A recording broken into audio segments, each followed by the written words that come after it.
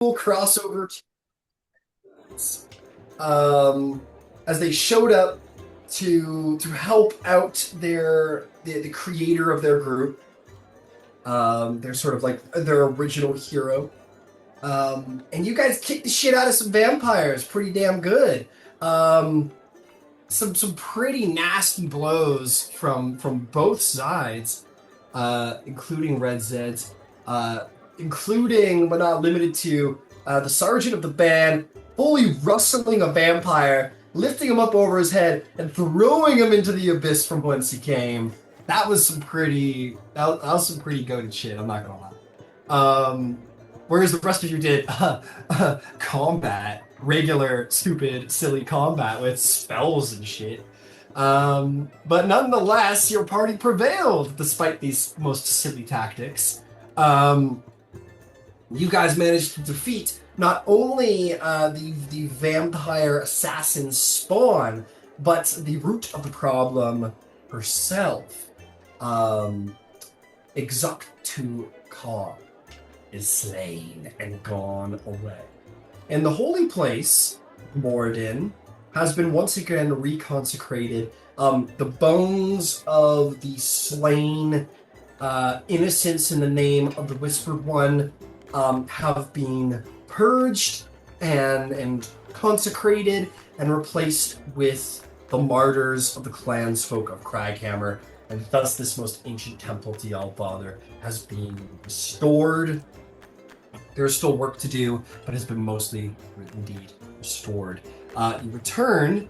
The Iron Keeper very insistent upon taking a pilgrimage to this place, dealing with the tribulations of her own demise, seeking the guidance of the Allhammer, to sort of hopefully expunge whatever evil crossed back over with her, whatever visions she has had.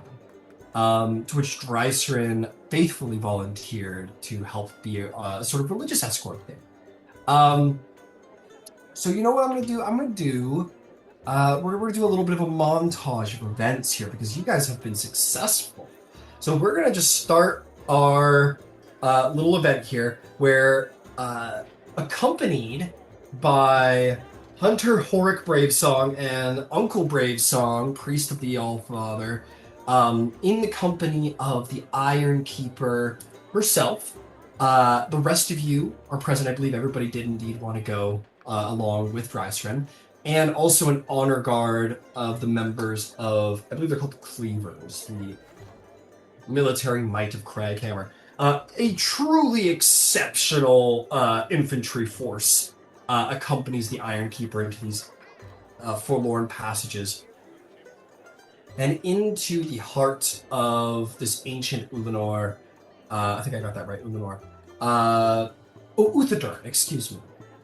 I might have got all that wrong. I'm going to look it up in the wiki. But in the meantime, this ancient temple to the Allhammer, newly reconsecrated, there is, of course, signs and lingerings of the defamation of the remnants, the evil cult of Vecna. But nonetheless, the place already seems to feel differently. Like the holiness of this place is something to be awed upon rather than sort of reviled by. To all of you as you come in here, even despite some of the defilements of this ancient place, you can feel the presence of holiness here once more. Many of the dwarves find themselves, you see them making various signs to the Allhammer. Probably very simply like a beat to the chest, and if they have a hammer or a weapon, that hammer or weapon sort of comes to the chest with it. Sort of symbolizing, the heart of unity, symbolizing, the inspiration of craft comes from the heart, the furnaces of the heart. And they all are sort of awed by this place. The central chamber is found, and our wonderful Iron Keeper, who I am keeping up with this, Iron Keeper Paluda Zathorn, makes her way to the inner sanctum with the help of all of you. Since entering into this place, there's sort of wild kind of tracing eyes into shadows and darkness, sort of fearfully. Upon entering this place, that is sort of receded into an awe. Um, it's sometimes hard in theater of the mind to really like comprehend like what it is you're seeing and experiencing. Make no mistake, this place is like to like a Christian, this is like the first temple that Jesus made in Jerusalem or something like that. Like this is or the first temple, probably more accurately, the first temple ever made or the first church ever made in America. When Christians came over and settled here. Considering the religion didn't start in Tal'Dorei, that's probably the best analogy. This is like an ancient holy place, filled with the greatness of the Allhammer, the potential, and in its sort of weary, worn design, the ruin of it is not something to be saddened by. And maybe to even any of you who maybe haven't cared much for the crafts of masonry or smith, at least not performing them firsthand, you can't help but look around this place and see a blank canvas. Or the block of marble before, the statue has been found within it. This place needs to be refurbished. And all too excitingly, would it be the task to do so. Is there anything anyone would like to do here? The Iron Keeper definitely takes her moment at the altar and prays to it. I think, Ember, I think you got a little like nudge on the shoulder from Uncle, giving you like that's our altar right there. Like that. Yeah, who has stuff they would like to do? Yeah, Yvaine. Well, I have a question. Yeah. From the last time we were here, we were talking to the Iron Keeper, and I was wondering, did we just immediately go, or did we get a long rest between finishing the vampires and coming down? I'm good either way. It has to do with spells. Yeah, absolutely took a long rest. Absolutely. Thank you. Absolutely going to assume you guys didn't immediately pick up and set a, yeah, there was some preparation. We were prepared. Yeah, absolutely. You guys got yourselves all prepared. No problem. Yeah, is there anybody else? It's okay if it's a no, but in the narrative of this, if there's anything anyone would be interested in doing around here. Yes, you may. I don't know if the answer would be no, and if it is, that is fine. But I did prepare Move Earth, and if any of the Brave Song, maybe Uncle, any of the ones who had really good stone sense, wanted to make use of that, I would be happy to move whatever earth I could on their behalf for the next 4 hours. Ooh, all right. I would like to do some service to Moradin. Yeah, absolutely. No, they're like, oh, all right. They're like, this is yeah. And yeah, if you're offering, they'll take some time and think about it and be like, okay, what's the best use of this? And frankly, it probably comes to probably smoothing the path out to get to the temple from Kraghammer. They're like, it goes, the temple itself, I think it could use a little iron, a little elbow grease, I think prayer be done with hands. So we'll find those worthy enough to refurbish the place, but it would be good to have a more comfortable travel to and from the city to this place. So that would be incredibly helpful if you'd be willing, right?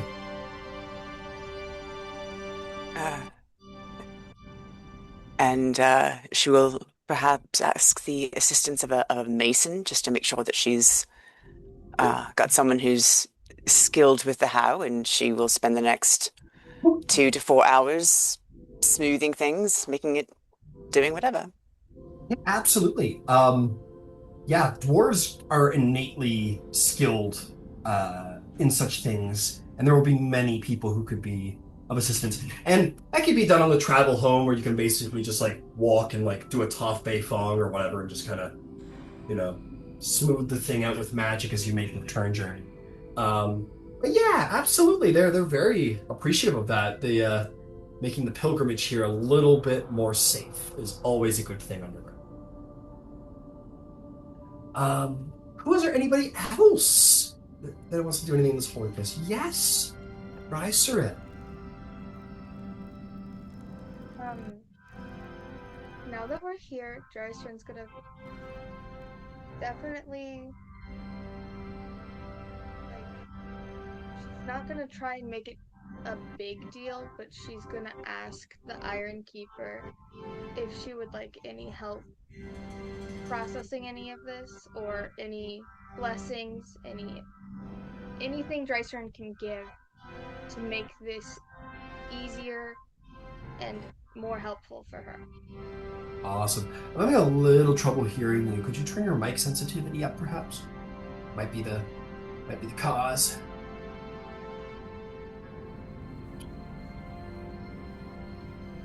Um, yeah, in the way that a priest does, you probably just, make yourself available. Um, and if she sees you, and she will, um, Uh, that's a lot better. I can already hear you better. Excellent, excellent.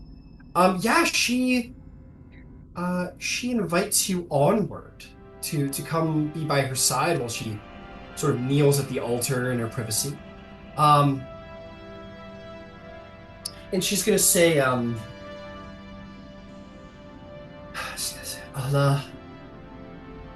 Yuri, I'll be honest with you. I've been seeing things. I see dark things ever since I've been back, and like shades in the dark, uh, eyes in the shadows. Uh, it's like I brought something back with me. I can't, I can't. It's hard to describe.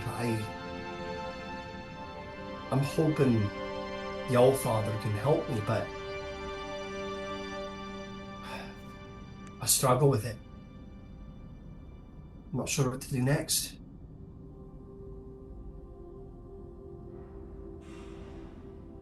Is it right to look to a god to solve my problems for me?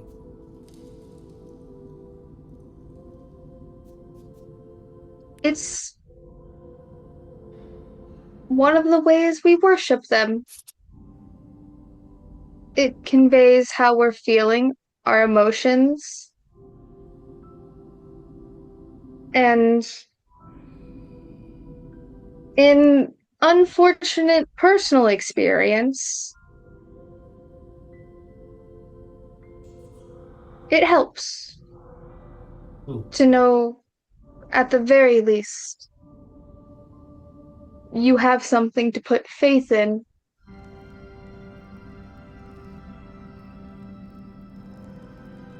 I,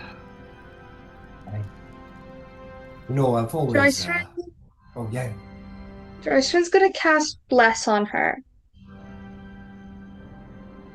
Um, that will be relevant. Absolutely. That will be helpful. Um, right. in a good instant. Is there any way, because it's not technically how it works, but for, oh no, I'm forgetting the feature now. Channel Divinity. Ah, Um, if I could just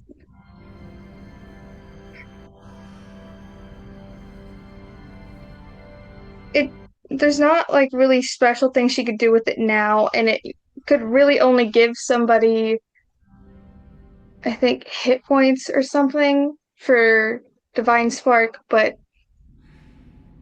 you can rule I cool think it. It's Drystrand all good. I think Drystrand really just wants to once the Iron Keeper either starts her own prayer or something on wants to take a step back and start praying to each and every god she knows. Because she is absolutely pissed Mhm. that any part of this temple was fucked with. Uh, She doesn't exactly know why. It comes from a lot of different things in her personal life. She doesn't want to introspect that, but she's absolutely pissed that this has been disturbed and tainted in an evil way. Absolutely. The Iron Keeper nods at your advice. You bless her in the name of the Stormlord. That is your god. And as you sort of step back, you're the priest, so she will sort of be quiet at the altar, receiving the blessings and being close with her god. And if you want to go right ahead and make a little like all-purpose prime deity sermon, maybe that would be a cool highlight about Drystrand's own feelings. You don't have to if you don't want to, but if you're into No, it. it's fine. It's good. I have a very bare bones structure for this. Yeah, go for it. All right. To the Allhammer, Moradin, as I speak his name, we stood and fought, and we have brought your spirit back to the stone here. And I please ask that you bless and help us continue that work. To the Changebringer, help guide us as we transform and change this place once again for good. To the Platinum Dragon, understand that the evil here was smote down, and we wish to remake it a place of honor. To the Archheart, many workings of great magic have happened here. Let it flow into this stone. To the Knowing Mentor, without your knowing hand, one of the smartest people I know would have fallen to a vile hand of evil. Thank you. Thank you for blessing this place. To the Stormlord, bravery, strength, glory. The champions you sent here held true and strong. In your name, I will challenge anyone who dares to defile this temple as long as my spirit lives. To the Wild Mother, we have slayed the unnatural abominations within this temple, and I ask you to keep them out. To the Dawn Father, this temple was forgotten and filled with evil. We wish to bring back some of this light that you provide. To the Everlight, help us restore this holy place so it can be provided for a place of hope for the people. The Moonweaver, the shadows here need to be cleansed so they may protect us once again. To the Matron of Ravens, the undead have been defeated, and now I ask, may the fate of this temple be good. To Erathis, many injustices occurred here, and I ask to make it right. And I call upon your favor. Help me not atone a creature, but once again this hollow stone.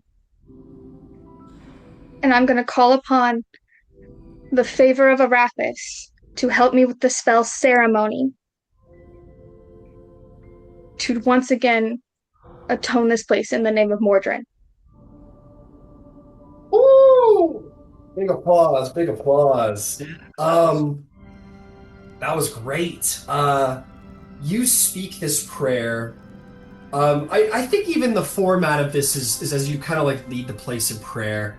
I think like the Iron Keeper is like over here somewhere, and the other dwarves have all sort of like gotten to a knee, you know, hand on the chest and other hand on the weapon, and you've got this little procession of dwarven warriors and probably your own friends sort of kneeled as you make this excellent sermon.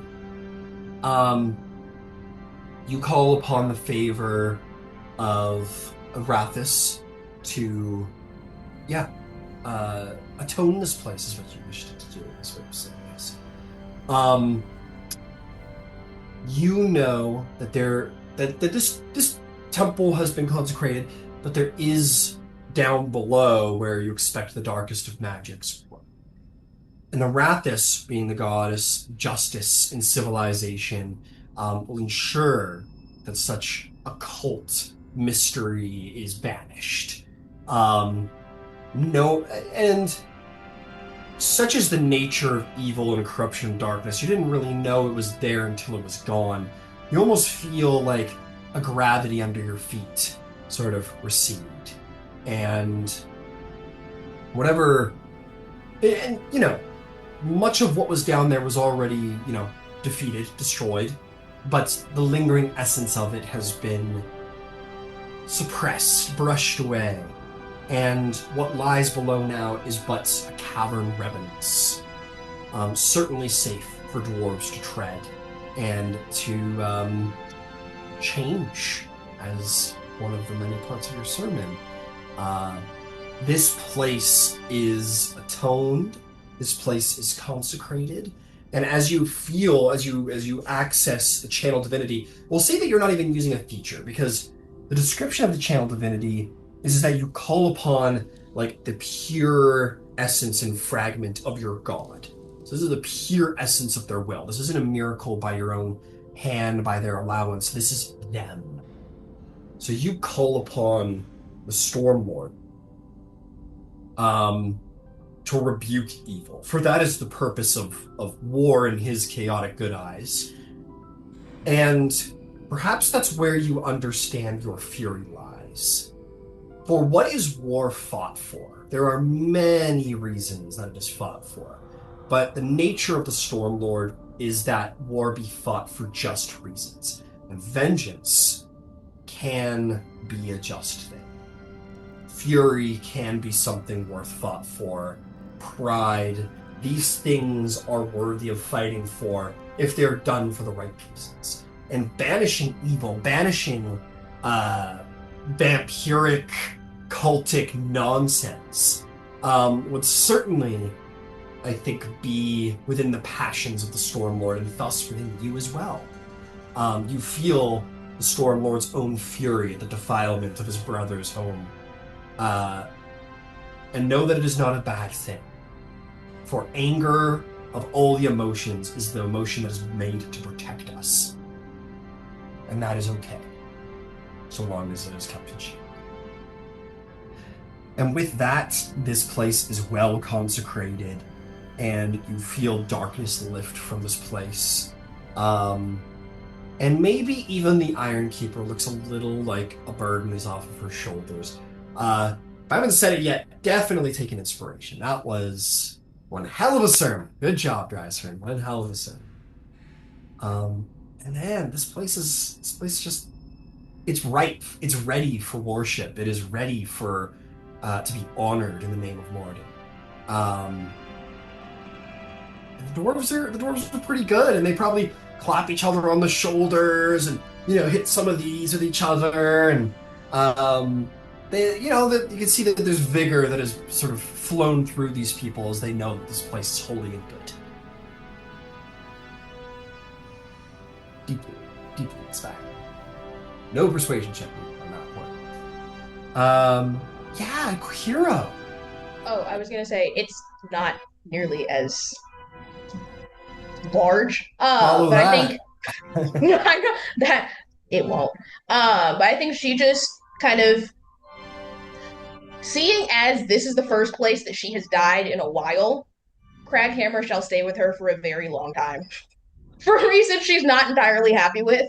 But I think being here and not even necessarily understanding all of the significance herself, but seeing how much it means to the people that live here, the people that know the history, I think in watching them, I think the closest that she's felt to sitting in, hilariously enough, the Raven Queen Temple in Westruun.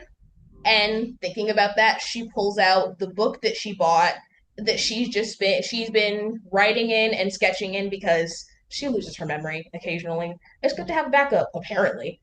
Um, and so I think she finds a place off to the side and opens the book and flips to there was a page right before they left Westruun, I can't remember where, but she sketched a picture of the Raven Queen's emblem that sat in the very center of the temple in Westruun.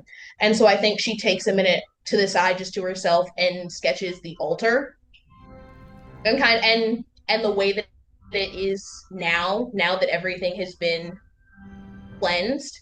And I think she remembers the grave seer she remembers the grave seer telling her to have faith. And I think for the first time she understands kind of what it looks like for her because she can start to see it in other people, even if she doesn't have the context. And so I think making that connection, she just wants a record of it because this feels like this is the stuff that you remember. This is what the story should be about. Absolutely. Absolutely. Would you like to do a check to see how that sketch turns out? Sure.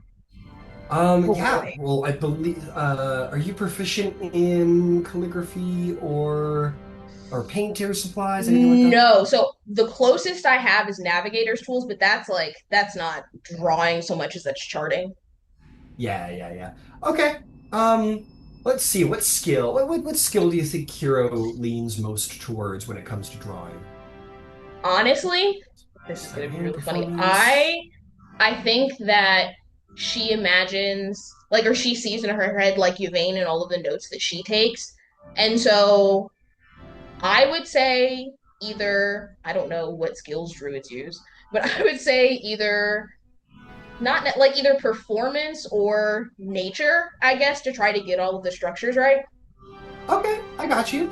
Um, I guess it depends on your kind of drawing, but like, I mean, you could do like an insight, and it could be like a real, like, interpretive, like, internal kind of, not necessarily abstract, but like certainly not perfectly accurate. But yeah, performance is definitely an answer. So go ahead. Kind of like insight, just because I feel like this is a notebook that she's keeping for herself in case, but also in the eventuality that she loses her memory and has to use this thing to remember who she was. And so I think there Yes. is an element of like she tries as much as she can to get how she felt so that even Yeah. if she doesn't remember everything, like even if her mind doesn't remember some part of her will.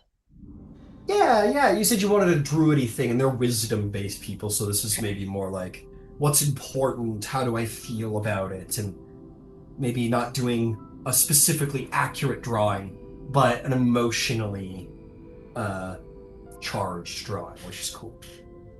Which is what most artists probably want to do with their art anyway. So, there you go. Very amateur. Oh, I forgot my wisdom went up. That's a 21. Take it. Unless Kiro decides to show anyone, no one will see this drawing. But anybody who would look at this would be like, yeah, we need to get this chick in art school. Because that's some Picasso shit. Like, very. It's up to you if you have a Yeah. particular artist that you like that you would be inspired by, but probably very like the subject matter is there, but it's very like emotional, like the shading and the Yeah. there's color, very maybe even Van Gogh-y a little bit, where it's very emotionally tied, more than accurate, and it's a very it's a really great drawing for an amateur. I'll take it. I think like I said, she recognizes where like the significant like I said, she recognizes the significance for the people that are here. And so I think she just goes off on her own, kind of not to take away from that, but she just to commemorate the occasion for herself. And so I definitely think she draws it and kind of looks at it and checks it a couple times just to make sure that kind of like you said, that the feeling is right and she captured like how she felt in the moment. And then she just closes it and tucks it back in her bag and then just joins everybody else. Very nice. Absolutely, yeah, you take a little time to draw. I think that wouldn't be too out of line with what other people are doing around this temple, is like taking a moment with their god, and whether that's private or with allies. It is the nature of Moradin. He's the god of clan and unity. So you probably see a lot of dwarves around here, like reminiscing or having like religious moments, but not necessarily in perfect privacy, like probably with a good friend or a family member. It's probably not the nature of Moradin or his worship to do it alone. He's a god of unity, clan, and it's probably a good thing to explore your clan. But yeah, totally within line. Taking some time to yourself. Is there anybody else who has something they want to do around the temple? I do, if no one else Yeah. does. Uh, Ember will walk up to the altar and he will gesture for Father Bright to join him. And Ember will reach into his bag and he will take out a brass bowl.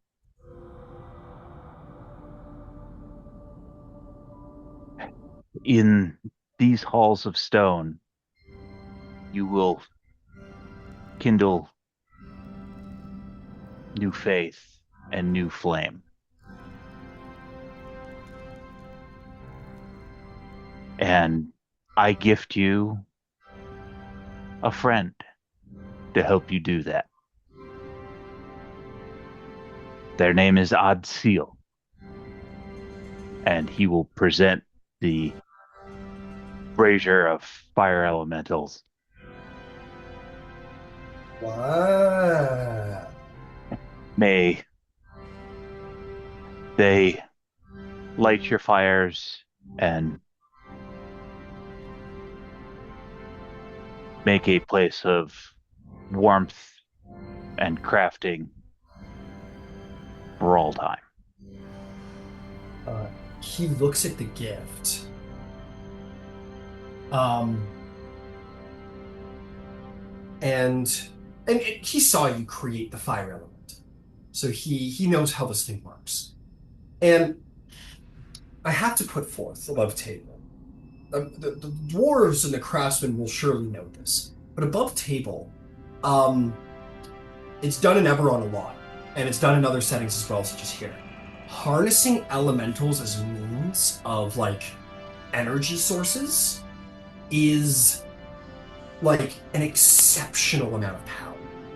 Like, to give a comparison, in Eberron they have a lot of flying ships, right?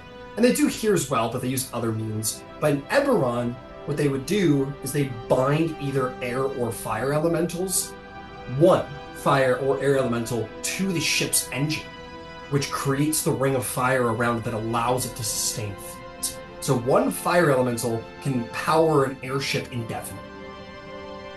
So this is a mighty gift of the craft. And he's awed by it. He goes, Ember, this is a mighty gift. Are you certain? I'm without words. I am certain. You will have access to a guardian, someone who can help keep whatever ecclesiastical forges that you may elect to build lit, and they will help you look after this place to keep the sort of taint that used to be here from returning, because fire is anathema to them. Well, we better make a forge with this mighty gift. You can be sure of that. We are going to make such a forge, such a smeltery, with this, we will make mighty craft in this holy place. You can be sure of that. You honor us, and we'll honor you, eh? You know, we named so many things around here, Ember. But I'll name one more thing, Ember, I think. And he will kind of say, we'll go, everyone! And he kind of puts his hand around you, Ember, and he goes, we have been given a most mighty gift by this flame sword hero here, Ember Van Zyl. He has granted us a brazier that will allow us to summon a fire elemental. And with the harnessing of such power, we will make a mighty forge, one the likes of which are seen in the greatest halls of Kraghammer up above. And indeed, we shall name it after, of course, the great gift giver and the flame spirit hero himself. The Ember Forge will be built in this place of Moradin. Another better applause and roar goes off. The Ember Forge in the name of Moradin! Hey! And then all of the carvers here all want to take a minute to, either fist bump you or shake your hand or knock their forehead off of you. At least one guy does that. You're like, what the fuck? But they're all like completely flabbergasted by this gift. The Iron Keeper herself comes over and shakes her hand and says, This is a tremendous gift, and from the fire of this elemental, we will make mighty arms. You have our greatest of thanks. You're very welcome. Uncle Bravesong says, you know what? We're maybe getting a little ahead of ourselves. We have an entire forge to build, not built overnight, nothing. But why don't you tell us, eh? What should be the first thing forged in these great furnaces, eh? Should we build a suit of armor, an axe, a hammer? What should we honor and christen our forge with the making of?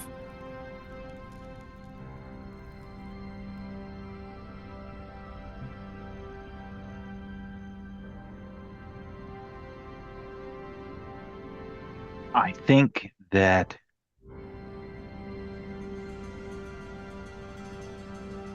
a set of rings that are entwined for each of the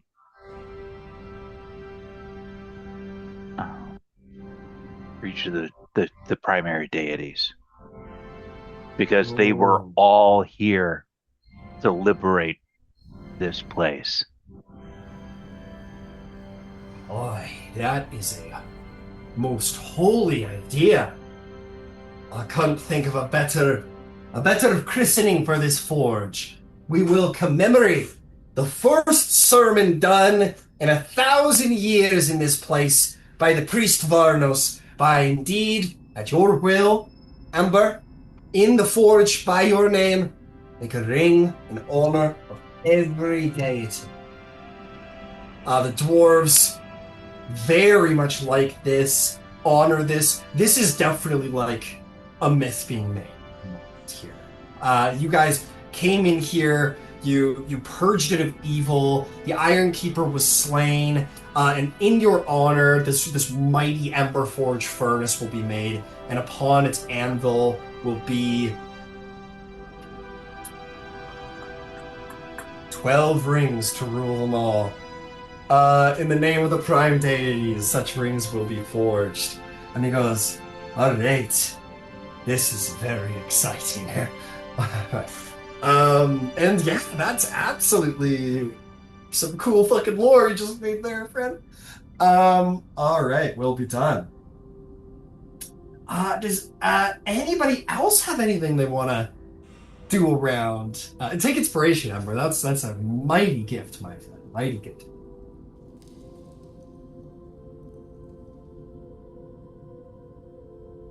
I would have, as a note, Father Bravesong will come to you, Dryser. Say, is there any chance you have that sermon wrote down? I do, actually. Could I get a copy? Because I feel it would be right to create the rings in the order of the names of the gods that you did in your sermon. I think that there's holiness and power in that. Yep. Uh-huh. Second. I mean, thank you. So Her yeah, if you charisma's wouldn't mind awful. sending She's just me, like, what's happening? yeah. Well, this is the thing. Like She didn't arcane, right? understand. Like the craft magic items in the arcane sense, right? You go out and get you a chunk of refined residuum, and you slap it on top, and you carve some pretty arcane runes, and that's kind of how you make an arcane thing. It's kind of an extension of the forging craft, right? Making a holy relic requires faith. And faith comes from tradition and rituals bolstered by these things. So in doing it in this way, in having your sermon, the first sermon of the newly consecrated temple, and making these rings in order of that first sermon, there is holiness and power in them. Do you just want the list of which gods I went into, or do you want the whole speech? Whatever's easiest. You can just copy and paste and send it my way. I'll appreciate that. Okay. Who knows? Maybe I'll have fun with that later. Who knows? Ooh! I thought we were gonna just be like, yeah, the Iron Keeper, fucking heals herself. Sick, let's get out of here, let's go feast. But this has been crazy, guys. This has been awesome. Yes, Yvaine, I saw a hand. Before we leave, after everything is done, Yvaine would like to see if the Iron Keeper is healed, and if not, she would like to offer a healing that she's not sure will work, but would certainly be a blessing. Well, I'll tell you what. After Dreiseryn's sermon, I think it would only be fitting that I allow her to re-roll her wisdom saving throw. Okay. And with the bless that has been cast upon her, the odds of her passing grow ever still. So let's go find out the answer to that very question. Okay, so Harrowing Return, DC equal to the level of spell used to return her to life. So that would have brought her to a 19. Her DC is 19 to end the curse upon her. She's going to get a D4 for Bless. And because there's been so much cool, holy shit going on, Dreiseryn's sermon and Ember's gift and whatnot, I'm going to give her advantage.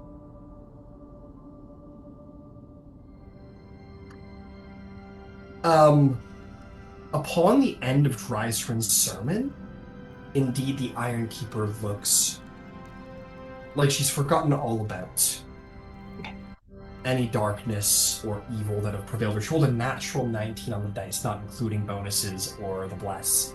With an advantage. The other one was a 9, so.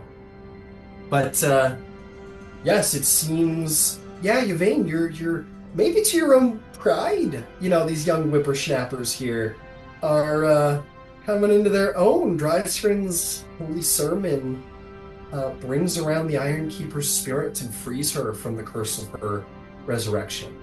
And she is as capable now as she ever was. Then, before we leave, Yvaine will pull Dreiseryn over.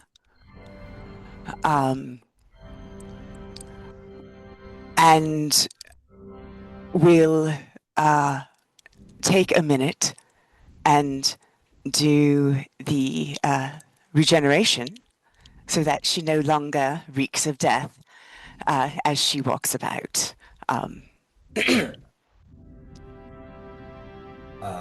Any scarring or whatever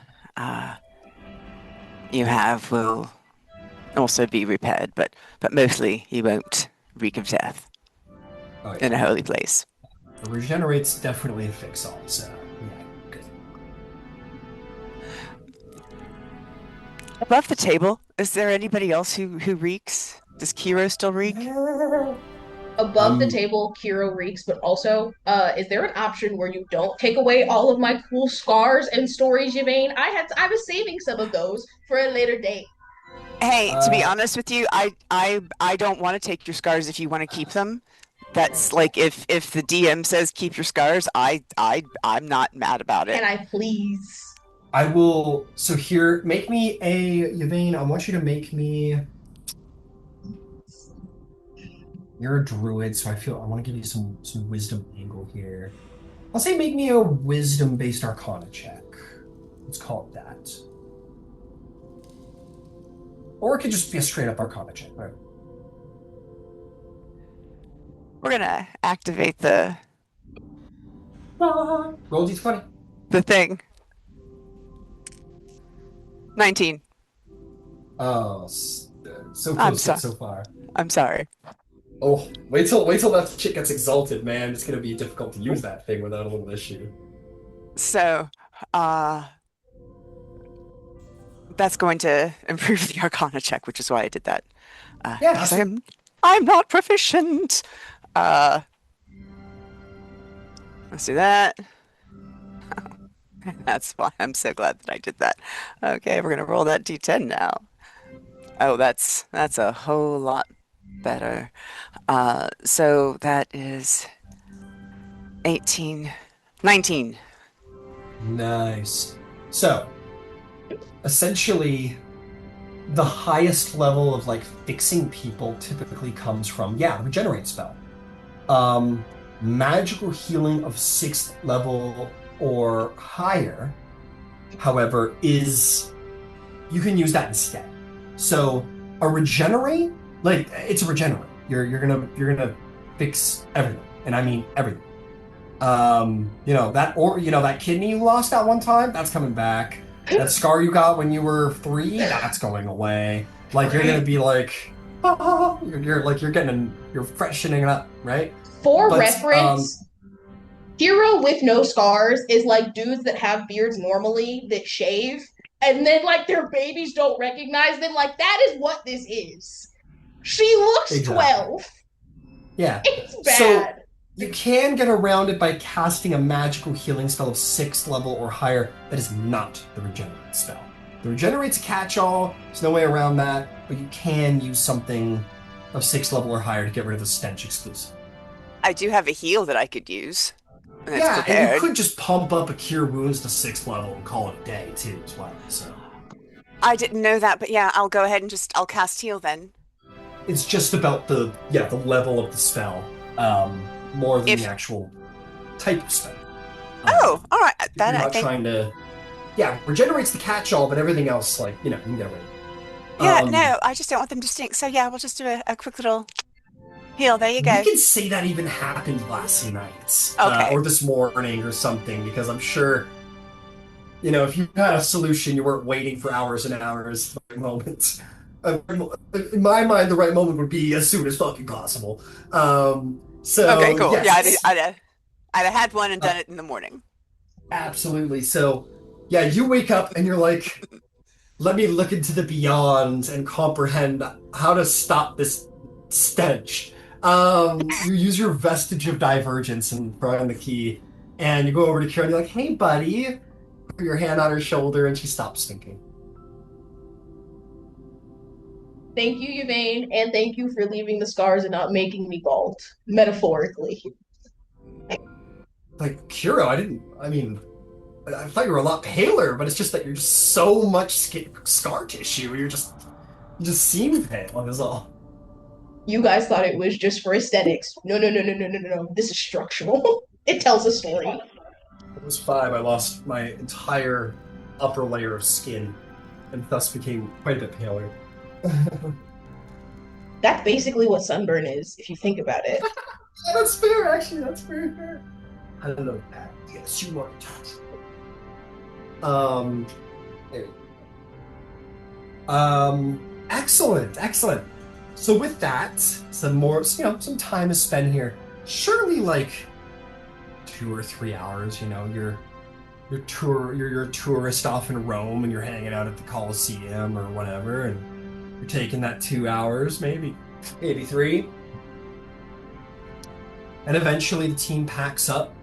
The Iron Keeper will look at Uncle Bravesong and say, well, I said it in the throne room. I think it would be fitting to make it official here. This temple's going to need someone to be its high priest. And if no one disagrees, and if everyone instead does agree, I think this holy appointment, not necessarily in my power to grant, but if I could provide a recommendation to the clergy of Moradin, and if all here would say, I think Uncle Bravesong is worthy of the title of High Priest, eh? Can I get an aye for my Uncle Bravesong? Yeah! We get a bunch of eyes, a bunch of muted eyes. And Uncle Bravesong is all like, I don't know what to say. They honor me, you really do. I got to talk to the High Priest up in Kraghammer, but your recommendation means a lot. She says, it does. And there's a bit of a chuckle. Says, well, beautiful temple though it be. Some of the cleavers are going to remain behind to make sure that there's no fussy business going on around here. No strange creepy crawlies decide to move in while we're gone. And in the days to come, priests will be chosen, masons will be called upon, and defenses will be made. And this temple will once again be a holy place connected to mighty Kraghammer. And who knows? Perhaps our borders will extend right to the front door of this holy place. But for now, I believe we had promised some heroes a feast. And there's, hey, feasting, yay, yeah! And people are super into that. The warriors definitely are like, yeah, let's get some feasting. I think Red Zeds are absolutely there. I think they've just been hanging out with you. You've had your posse with you, Zarvolg. They've just been like chilling with you. The sergeant goes, actually, no, the sergeant's super into this. The sergeant's like, oh, my Moradin. The werewolf hears, Two Fangs hears, time for feasting. He goes, finally. And he gets probably like an elbow in the ribs from our Arashari. And yeah, you guys can forward on back to big old Kraghammer and have a big ass celebration. Okay, guys. Yeah, Yvaine, you cast your spell, your Move Earth, and the journey back involves a lot of you just either widening up the tunnel or kind of like moving jagged rocks and, pushing them aside, or just like strengthening the integrity of the walls around so there's no collapses, and you essentially just make the travel to and from here a more smooth ride. And you guys get back to Kraghammer with that. You are thanked profusely, especially by the warriors who are going to have to trod back and forth from the city a bunch. And sure enough, you find yourself back in the main hall, which has quickly been cleared out of all of the blood and vampire and evil, and instead has been filled with long feasting tables, malt beer, salted pork, all that good shit. And the Dwarven celebration begins. You guys walk in, and the celebration's already in full throttle. You are not first to the party. Oh my goodness. There is a cat. Celebration, there we go. Only took 3 tries. You see what you expect to be some very important dwarves are around, sort of nobles of Kraghammer. Anyone who is anyone in Kraghammer would surely be at this little celebration in the throne room. Applauds are had as you all enter back into the hold. Honor the Iron Keeper, Aurora Concordant, heroes of the hour! Come in, you guys find, stony mugs of ale or thrust into your hands, indeed, malt beer, fine ales, whiskeys, no wine here, sorry, my Percy de Rolos up there, but This is a beer and whiskey kind of place, my man. These are cowboys. They hand those to you. There's a big pork spit going, probably imported from the surface. Boar, more than anything, really. There's a number of other delicacies around that are surely. This is probably a cool experience for you, Ember. Now I'm thinking of it, because a lot of what is being served here is subterranean. A lot of like subterranean fungus, mushrooms, probably some beasts and or monsters that have been deemed, clean or delicious or nutritious enough to be served. There is probably a great spread here at the feast, as food is constantly being brought out by servants of the house. And many, many, many important people are here to celebrate alongside you. There might be a dwarf or two who you see kind of like, crinkles his nose at the sign of the Iron Keeper returning in full spiritual health. Maybe some people were seeing a little opportunity on the horizon that's been dashed by all the holiness. You enter on in. The beer is strong. But if you like strong beer, it's good. Two Fangs is gonna wrap his arm around you, Zarvolk. He's gonna say, I know you're probably gonna need a minute to warm up and all, but I'm thinking we should have a whiskey chugging competition sometime here, huh? All right, I'd certainly say the occasion calls for it. Well, a bunch of dwarves and a bunch of rascals like you, I suppose that's the only true way to celebrate. There's many ways. This is just the start. And kind of looks over at Kiro Drasser and goes, You two know what partying is like. Whisper Knife will look at Two Fangs and say, I'm getting sick of trying to outdrink the sergeant. And the Goliath Two Fangs sort of crinkles his nose with anger. Drinking with dwarves isn't fair. But yeah, a challenge has been issued at some point here. Incredible. At that, who I think you saw before, you never actually spoke to this individual, but nonetheless, will approach you. From one of the great houses of Kraghammer comes Lord Gnostic Greyspawn. You see, and he is wearing like wide, heavy robes with, thick jewels, rings. He's grayed beard. He's an older fellow. A little bald across the top of the head. Big schnauzer. He comes up and says, this is the famous Aurora Concordant. Well, allow me to introduce myself. I am Lord Gnostic Greyspawn. Kraghammer owes you a debt of gratitude for all your heroisms down here. Lord Greyspawn, nice to meet you. I've heard quite a bit about you. Indeed. I appreciate you keeping your monster slaying antics out of my quarries. I'm not fond of having to clean up monster corpses more often than I need to. Oh, we got a little lucky with the location. Well, it seems that Moradin has paid you a unique blessing despite your heritages and coming from the surfaces and all. But nonetheless, the gods work in strange ways. And I see it's not the only god you harbor today, so good job. We thank you. Excellent.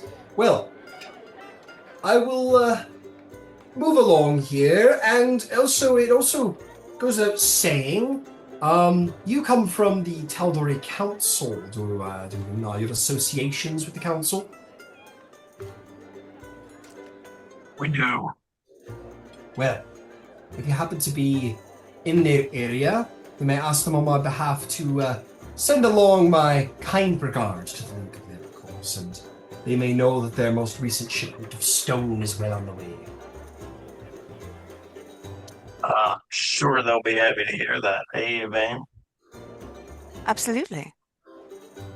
Two Fangs goes, "What, are we messenger boys now for you?" Lord Gracefine glares up at this 8.5 foot tall Goliath. Goes, "Well, some of us have money to make, others of us have apparently fools to make of ourselves when you get out drunk by dwarves. They're a large, tall person. Good day." And he moves away, sort of crinkling his nose quite explicitly as if to say, "My, you smell." And Lord Gracefine makes his way away. Elementalist Drake Thunderbrand, the famous adventurer who brought you here initially, he'll approach you all and say, "I don't mind Gracefine. He's a bit of a shithead, but he's a necessary shithead. He largest exporter of stone. He's made our coffers here in Kraghammer rather large. So, good businessman. Dour drinking partner. But don't worry about staunch traditionalists. Worry only about your own celebrations. You have much to celebrate. You've done great good for us. Tal'Dorei knows how to send their champions, I suppose, eh? They can cultivate a adventuring party or two. Not patting myself on the back or anything. We're glad to have been able to help. Well, I guarantee you we're more glad for it. We change things around here. Bringing that temple in. And, well, the Iron Keeper is most gracious. I know that, to be sure. So, here's to you. Oh.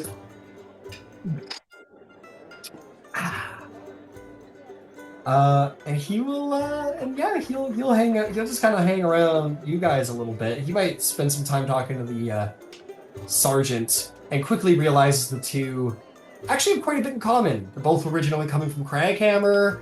Thunderbrand ended up in Emon, whereas Sergeant Brinehelm ended up in Westruun, but both of them ended up becoming adventurers. Thunderbrand definitely being sort of the old vet to, the young whippersnapper still in the mix of it all. But yeah, and then the two of them talk sort of dwarven heroism and venturing and whatnot. I'm telling you, you've been to Gilmore's. He goes, "You think I am? Of course I've been to Gilmore's." He goes, "Okay, ask for his private stock." Or for private stock. I goes, "What are you talking about, private stock?" He goes, "He has some special items that are only attunable to dwarves." "Oh, does he now?" He goes, yeah. You got the money, got the coin, check in. Might have some trinkets for someone of the dwarf blood. He goes, all right, I'll check it out. And they kind of give each other some tips and tricks and whatnot. Yes, Yvaine, you look a little confused. I think at some point she's going to look at Zarvolg and say, "Zar, who was the old dwarf on the bridge? The one who didn't want to let you in with your dog? What happened to him? Who was he?" That's a good question. I couldn't answer that, to be honest with you. I haven't really thought about him again since we got past. I don't know that he was a vampire.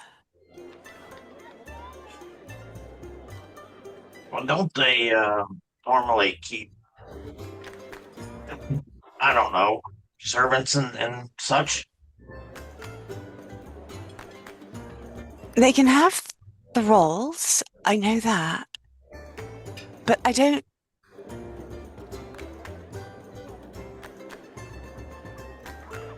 I don't know. That one. I'm sorry. All of a sudden it just nags at me. And those loose ends. He was, and you'll correct me if I'm remembering this incorrectly, but I believe that I asked and you said so, right? He was humanoid, though. He wasn't undead.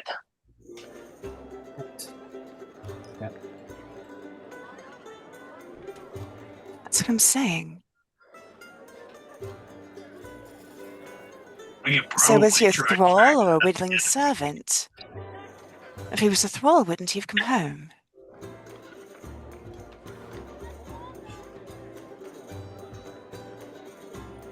Curious. Yeah, I mean, it would be challenging to track him down here in the city if he did come back. If we wanted to, I suppose we could go looking for him. But I honestly, I don't know who he was. He was obviously working in the service of the vampire, but he was just a dwarf. Yeah, but he was a dwarf working with a vampire. We should tell someone before we leave. That's a big loose end. I'm sorry, Yeah. I just thought of that. Yeah. Not I really. suppose Only comes up about yay high. It's an important loose end. Look, I was a dog at the time, so you're going to have to do the talking on this one. yeah. Who do you think? The uncle? Yeah? Ember? The uncle, you think? Yeah. All right, I'll let him know. Yeah, he's around. He's having a big drink. Were Yvaine and I the only ones that I know? I guess that's all I would know. We were the only ones that I know of that saw this guy, right? Yeah. No, he met us outside the door, and that's kind of where. Yeah, he was there when Yvaine and I separated from the rest of the group, so everybody saw this guy. Well, you guys, there was a descent. There was like a ladder descent, so the party Yeah. wouldn't have seen this guy. There's I two thought he of was Yvaine. the one that. Oh, really? I thought he was the one that told us that the rest of the group had to stay behind it. We were trying to get the group in, and he said that everybody had to stay behind besides me. Oh, yeah. No, okay, yeah. You guys would have seen this guy. To let the dog in, yeah. Yep. All right. So I'll go and I'll find Uncle. What's his nuts? Uncle And, Brave Song. Yeah, Uncle Brave Song. Yeah. You remember on our way in when Yvaine. Hey, you! It's good to see you, eh? I heard you telling me the story. You had a shot in your crossbow right across the way and talking to the vampire daddy. Yeah. Oh, all right. Well, I see the drinking's underway. Perhaps this is a conversation best left for tomorrow. I'm sure I'll be up in a chat with you and say, hey, are you right doors listening here to be all the Zordvog shouting the right crossbow across the way? You wouldn't believe it. I know they fucking blasted out the cataclysm bolt and shot energy through his right place and he fell up in the holes. Hey, and they'll go, hey! Corvo joins into at this point. Once the crossbow He goes, oh, it was really good. And yeah, he's in his drinks, he's in his cups pretty intensely. And Hunter Horik is there with his uncle, like waiting to be the chaperone, like when he gets there, kind of thing. But he's there, and he goes, yeah. Yeah, you can pass it along to me. What's going on? Something the matter? Just before we get going too heavy, Yvaine had reminded me, if you remember, as the group approached kind of that inner room or whatever, and they had me separate myself from the group along with Yvaine as the dog. There was a a dwarf there who kind of heralded our entry. And we were sort of wondering who that person might have been or where they might have gone to. We didn't really see or hear from them once the contest began. I remember that. Yeah, that's definitely worth looking into. Well, you can be assured that that's not the end of it. We're going to. There's been talk that the Cleavers are going to be clearing out those subsections, the areas and tunnels around where you had found their nests, and see if they can't find any, tricks and surprises, and make sure that they're all cleared the way out. And we hunters are going to be, the Hunters Guild is going to be very happy to accept some navigational contracts, shall we say. So, yeah, I'll make sure it's passed along when the word gets around that there's a certain someone who's gotten by. Make sure it's taken care of. Good to hear. Yeah, just she has a good nose for tying up loose ends. Yep, always good to tie up in loose ends. They're, well, I think the Iron Keeper's taking this all very seriously, and since you guys have dealt with the bulk of it, she's probably going to be doing some wider expeditions to make sure they're cleared out. The good news about living right next to the Underdark is that there's enough beasties and monsters there that it takes care of most problems for you. So, but nonetheless, we're going to be keeping a sharp eye out for any remnants. Both the guild and, what's left of the vampires. All right. Yeah, well, I think I'm waiting on your uncle. Oh yeah. You'll see at this point there's like a banging of mugs on the table, and then everyone starts banging their mugs on the table. This is kind of the dwarven equivalent of tapping the glass a little bit. The Iron Keeper says, as you all know, the heroics of the Aurora Concordant are many. And there's a hey, aye, or. And he says, not only did they slay my assassin and all their minions, but they also took a little side tip. And the rumors that you probably all have heard are true. While they were, here and there and doing their thing, they decided to just, do a little side quest and unveil for us the great and lost original temple of Moradin to the original settlement of Uthtor. The rumor's true, aye. So, they, in fairness, alongside the help of Brave Song here, Priest Brave Song, were able to reconsecrate the temple initially and its altar, expunging the darkness of the Whispered One, the evil god cast down by Vox Machina, and they go, totally, yeah, exactly, like Yvaine. The ground suddenly covered in a lot more spit than it was a moment ago. And she says, and due to the additional holiness and sermons that have been cast upon this place, for hear this, not only did Ember Van Zyl and the priest Brave Song consecrate the temple and free it of its evil and its altars, Priest Varnos of the Stormlord led a sermon in consecrating not only and atoning the entire temple of whatever remaining evil that may be upon it, but also, in the name of his god, saved me from what evils decided to try and step back with me from upon the veil of death and darkness. And I am relieved spiritually and freely of such things. More still, Ember Van Zyl has given Kraghammer a most exceptional gift, a brazier able to summon a fire elemental. And at the request of this great gift, the first of its many works that are sure to come, built from what will be forever known within the temple of Uthtor Moradin be the Ember Forge, shall be crafted some of the finest jewels and rings in the name of the deities 12. May the prangs be honored in this temple in the craft of Moradin.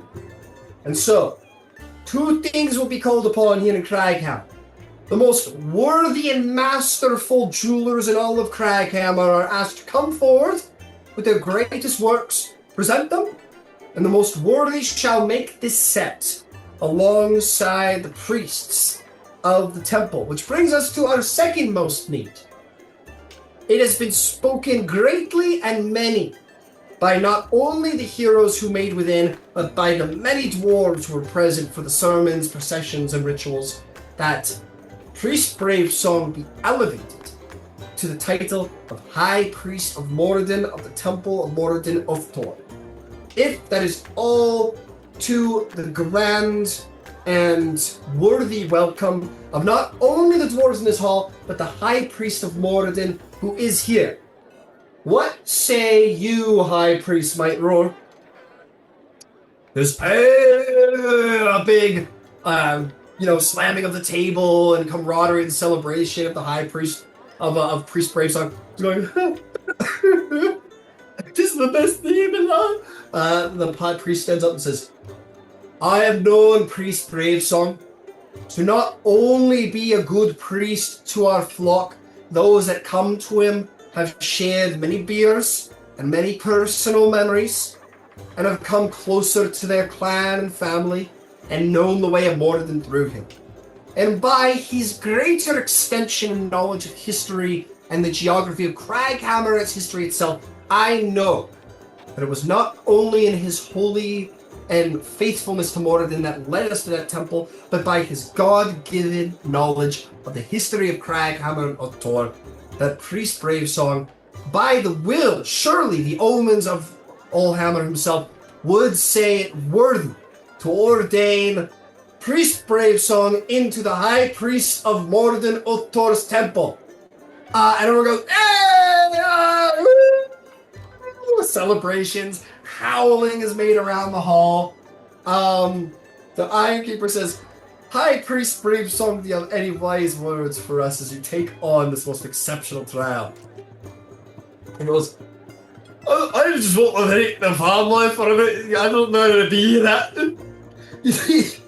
You're not holy Concordant, I am. Oh, the shooting vampires and it, and the consecrate. Oh, and the priest Vargos with the beautiful speech and the gods and the Stormlord. And I just want to say, Basil Concordant, the best day of my life.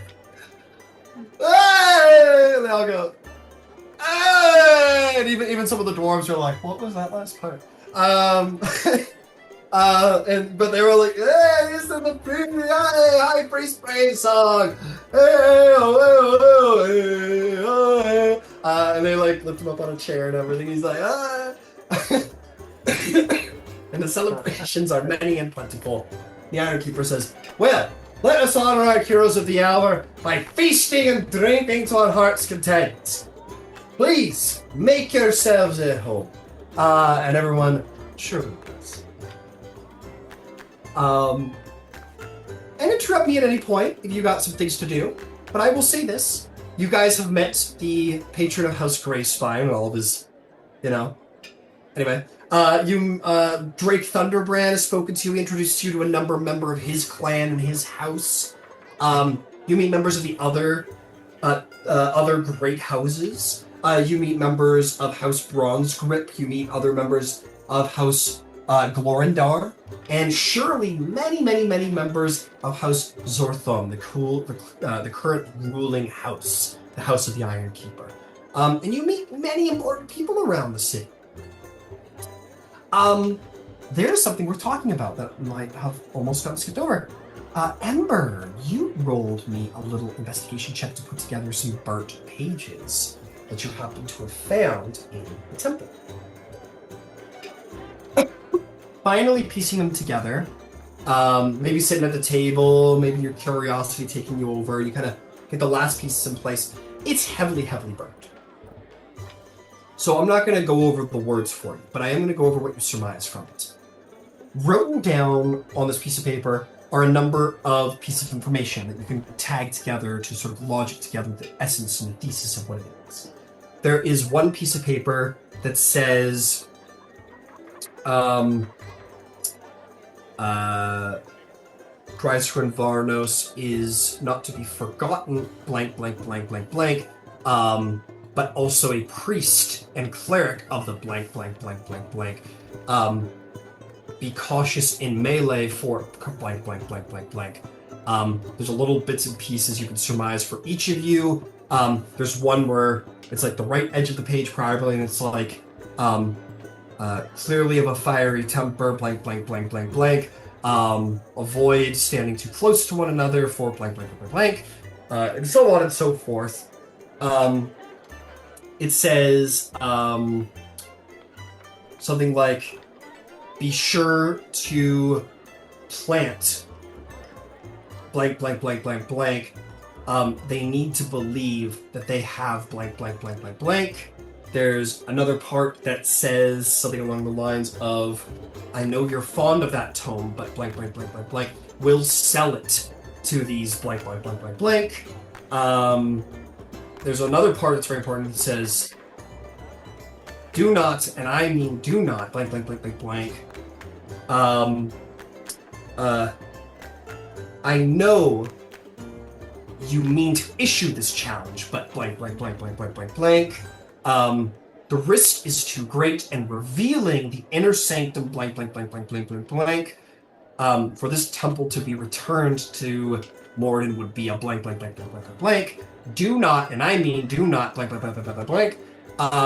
The one part you really luck out on is that at the bottom of the right, it is signed Master of the Unvincent.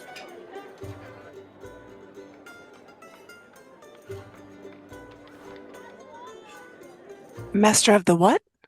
Unveiled Sight. I will post it in the chat. This is what you're able to piece together, Ember.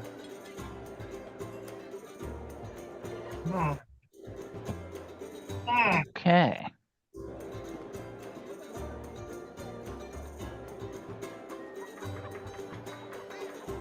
We have a mover.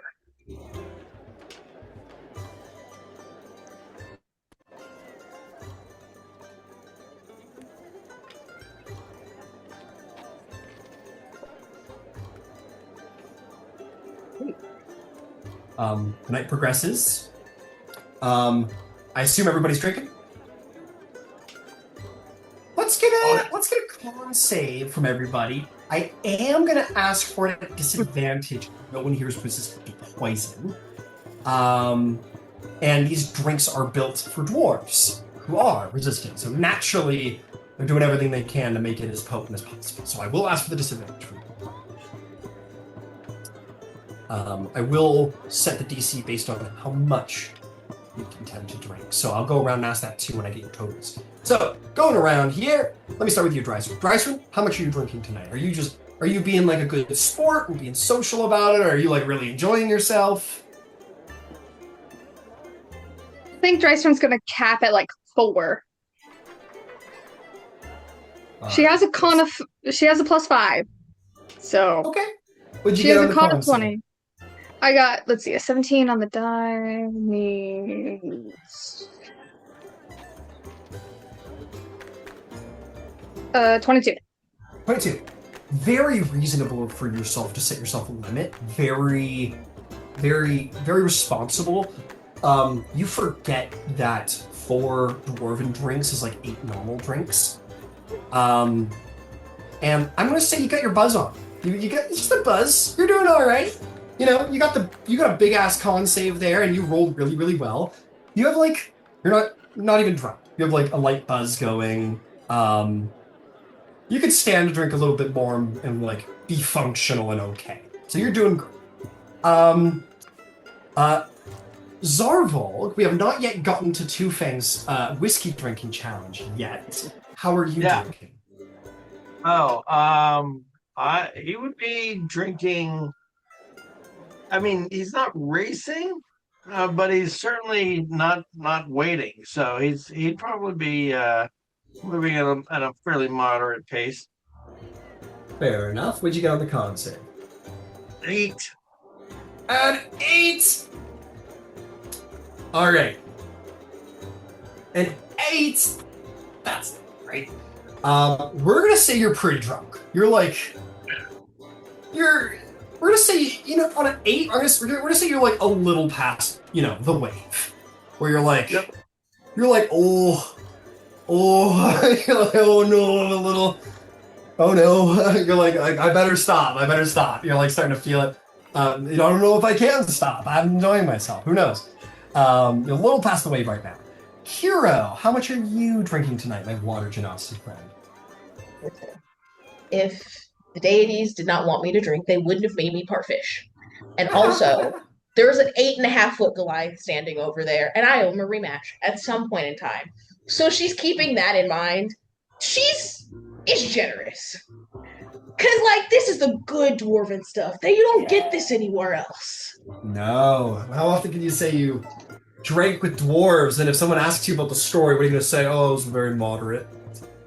Come on, man. Listen. And as adventurers, keep in mind, when you're sitting around the fire, what else you got to talk about but your crazy adventures? Right. So, what did you get on your con save? Oh, God, disadvantage. But my con save's pretty good. It's a 24. You're a pirate. You're a pirate. I do this, guys. You do this. I'm gonna say that you're better off than Zarvog, but a little more down the line than Drystrom. You're drunk, but you haven't quite hit the wave yet. You're a little more stumbly and whatever, but you could stand to drink a little bit more and still be comfortable. Incredible. Ember, how are you drinking tonight? Ember is the guy at the party who has a drink,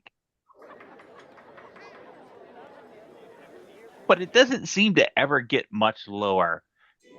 He'll when people want to knock one back, he'll he'll get a sip, but I don't want the headache in the morning. Yeah, he's a little moderate. Fair. So what you got on your con save? 23. Yeah. Okay. You're sober, basically. If there's a quiet corner, it'll be produce flame, and we'll just burn the alcohol off of it. I was thinking something like that was going on. That's great. Incredible. And Yvaine, your old pal, Mr. Red over there is in his cups a little bit. And today's the day, if there was ever a time. What are you feeling? How are you drinking? So Yvaine wants to find that happy space where she can just, dance and be silly. She's not looking to be dancing on the tables or obnoxious, but she wants to enjoy the evening and maybe find a dwarf who wants to tell her stories of dwarven lore. It seems absolutely that kind of thing. Yeah. What did you get on your save? A 14. 14. Okay, so we're gonna say that you're drunk. You're doing all right though. You're in your wave. You're okay. You can stand and drink a little bit more. You're all right. You're okay. So, yeah, Drystrod's tipsy. Zarvog's hammered. Which is how I run drunk is is my favorite part of it. Here's what I'm gonna have you do. We're gonna roll for drunk personalities. Yeah. So Zarvog, roll me a d10. I'm gonna roll a d10 as well, and then we will decide which one makes most sense for you. Okay. 7. Okay. So I rolled Rage Incarnate. Oh no. God damn, everything is pissing you off, and you sure as hell are letting everybody know. You feel like you want to hit something or someone or both. Better yet, hit someone with something. See that guy? Fuck that guy. That is the thesis of that particular one. What you rolled, with that one. However, you rolled the storyteller. You've had so many interesting experiences in your life that you just have to share them with everyone here. Some things might be embellished, others might be complete fabrications, but no one knows that. All you want is to tell them stories. So which one do you think Zarvog's feeling? Yeah, those are both pretty Zarvog. I don't know. Does anybody have an opinion on which one seems more likely?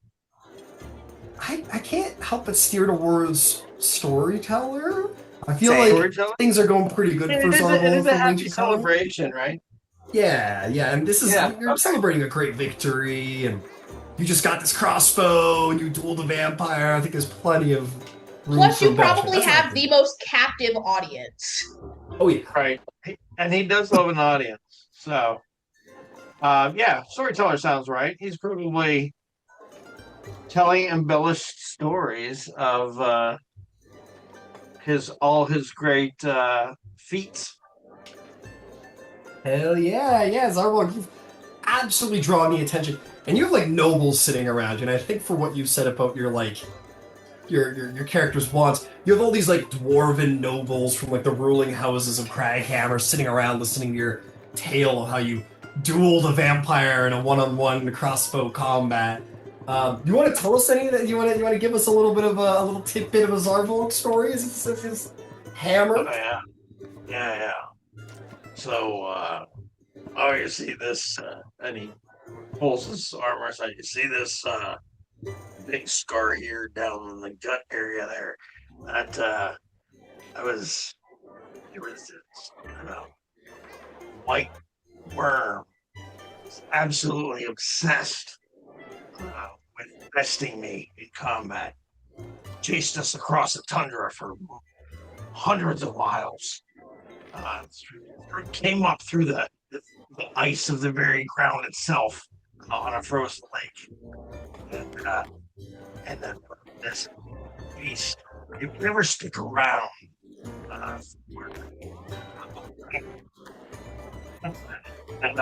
It's much too vile and open for that. Cowardly. And he gained the upper hand at one point through its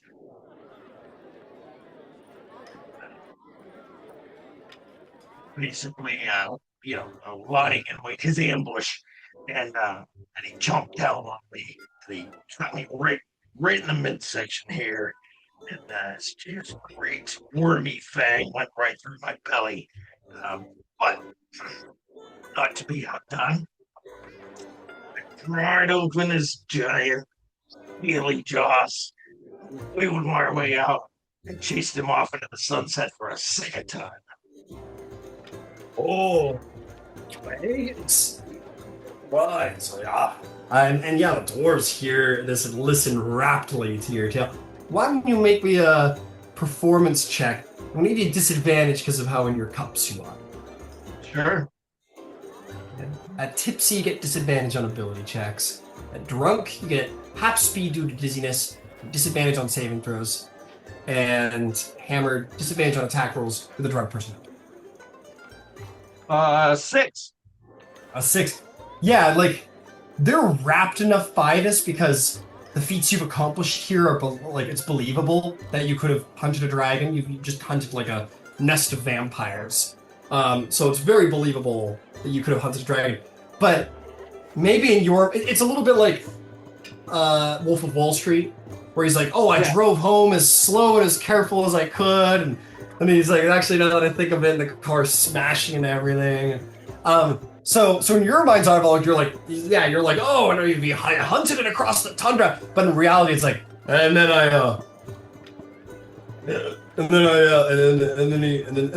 he ran across, like you're trying to remember and they're like, listening, they want to hear the story, it's just taking a long time, but at the end, they're like, oh, we got it out, all right, great, yeah, that's incredible.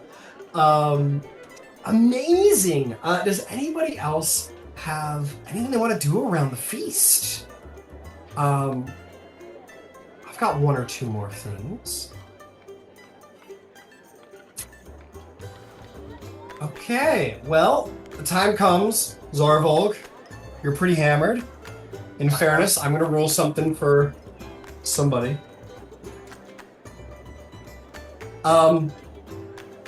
You're there, Zarvolg, and the big, more hairy than most Goliaths are, Goliath, Two Fangs, comes dizzily walking up to you. I'm gonna roll for his drunk personality, because he's doing about as good as you want.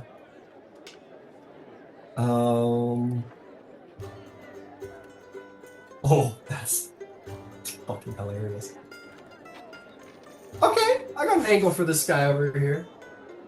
Oh no, this is perfect actually. This is perfect. He goes, hey, yeah, Zarble. Yeah. All right, it's time. I want all the pretty girls in the room to watch. Looking at you two. Looks at you, Dryson, Kara. Yeah, looking at you two. Always been curious about Dragonborn. And anyway, I challenge you to a whiskey drinking contest. May the best wolf win. All right. Let's do this. Ah! And the dwarves are like, ha, ha, ha. They're like, oh, they're fucked. He's like, they know immediately. They're like, oh, this is not gonna go good. They're like, oh, and they like clear a space on the table and everything, and they actually end up like spearing both of you into your chairs. This is a little like taking a rustler who's gotten the shit kicked out of him in the alley and putting him in the ring. But the dwarves are doing it anyway. They're like, this will be great. And they put him in there. I think who's our voice of reason here? Let's see here. Sure she isn't Whisper Knife. Yeah, it's Cloudbloom. The Arashari monk looks over at Whisper Knife and goes, are we sure this is a good idea? And he goes, no, I'm not stopping it. And then yeah, you both sit down. And they put out 2 glasses of whiskey in front of you. He goes, all right, I'll go first. He's definitely like a little dizzy, so he can't quite get a good look, good trace. But he's definitely like eyeing 2 of you up, Kiro and Drysin. Then he raises his whiskey glass, goes, yeah, what's this? Puts her back. Hero's gonna lean over to Dryshrin. 10 goldy pukes. 15 if he has to run outside. Deal only if you carry him in. Loser carries him in. Alright. Fine. He sips the whiskey. This is like a real like Indiana Jones one where they're having the drinking contest around the beginning of the thing where they're like, whoa! And he's like, and they're all like, oh! And he like puts it down on the table like, ah! He rolled really good on his con save. He has disadvantage because he's hammered, but he did pretty good for himself, and he's gonna pass. And he's like getting pushed around by the door, and he's like, beat that. It's your turn, Zarvolg. You must make a con save at disadvantage. Your DC is 15. Yeah, I rolled the 2 already. At disadvantage, I actually got a natural 20 on the first one, and at disadvantage, I ended up with a dirty 20. Woo! Yeah, Zarvolg, you how do you drink it? Yeah, so he'll shoot moves fast, and then he's gonna like kind of grab the rim of the glass and spin the glass in his hand and slam it upside down on the table. Yeah, and they're like, hey, this is Zarvolg! And they're like, hey, it's my turn. Alright, here we go. We'll roll it up, see how this goes. DC is increasing with every drink, of course. Let's see, because you're all you drink that part spell, so 2. Okay. Alright. He drinks it. And he doesn't look good. And they're like, come on. And some of the dwarves are like, what? And he goes, and he puts his hand over his mouth. They're like, get him a bucket! And they quickly get him a bucket. And he definitely relieves himself of everything that was inside him a moment ago. He is considered blackout drunk at this point. And they're like, hey, son! When he comes back, he goes, wait. I didn't hear no bell. He's gotta do it now. And yeah, so you gotta beat him now. So go ahead, roll me a con save. DC 16. Here we go.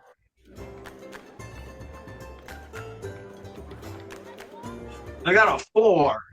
Ooh, that's a failure. You failed by 10 or more, which means Zarborg, you take it. And at the same time, you feel something bubbling in your guts a little bit and finding its way up. And they're like, get him a bucket! And you two are blackout. And they go, ah! Whisper Knife's like, oh yeah. He probably doesn't even get it down. I've seen, I've witnessed, I've experienced drinking sometimes where you just get it in your mouth and even that's too much, right? Yeah. So probably that's what happens. It doesn't even get it swallowed the first time. Oh no, and everyone's like, oh, it's over, it's a draw. And Two-Packs is like, no! He's like, hey! He's like angry. He's like, I fucking no! He stands up, blacked out, drunk. I'll get you next time. Tal'Dorei. He kind of sort of stumbles around. He looks up. He sees this like dwarf lass, and he's like, "Hey, how are you doing?" She's like, "No, no." And she walks away. Whatever. Too short anyway. And walks away.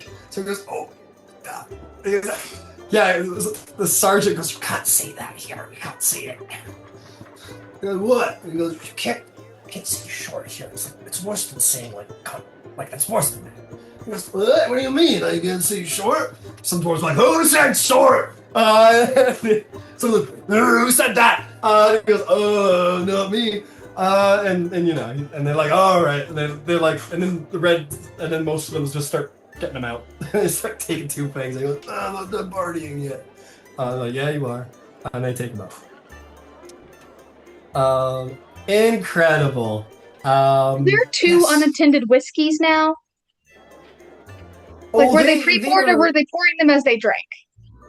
I'm gonna say there's absolutely unattended drinks around. So yes, if you want to grab some whiskeys, it's an open bar, baby.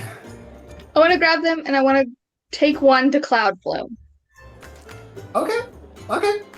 Cloud Blue. Yeah, I'm gonna say it was Whisper Knife and the very responsible Sergeant Brinehelm who removed Two Fangs. So yeah, she's still there. Her and Perrin Brill are still present. But yeah, you take the whiskey over to her. This Ashari half-elf. And she sort of like looks up and kind of smiles at you. She says... Yeah, go ahead. She can go first, no. Transferred on a dumb note. Oh, this is so dumb. Yeah. No, I'm just thinking about the plan Dysart has, and it's so dumb. Oh, you should do it then, because it's dumb. She goes, "A priest? I admit I did not know you were a priest. I thought you were just very good at punching."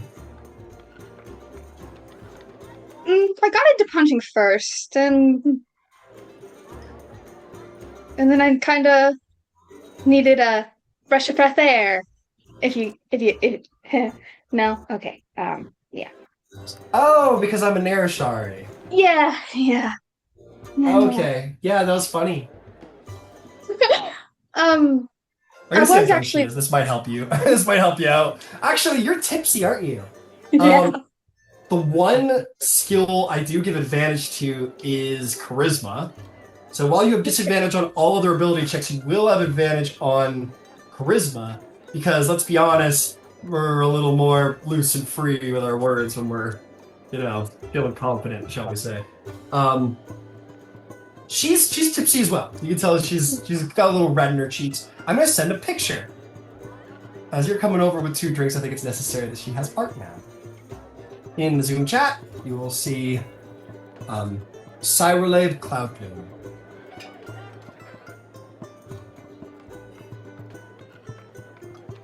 He's even prettier than I imagined. Just what was that? What did you say? I was gonna go take a walk. Would you like to join me?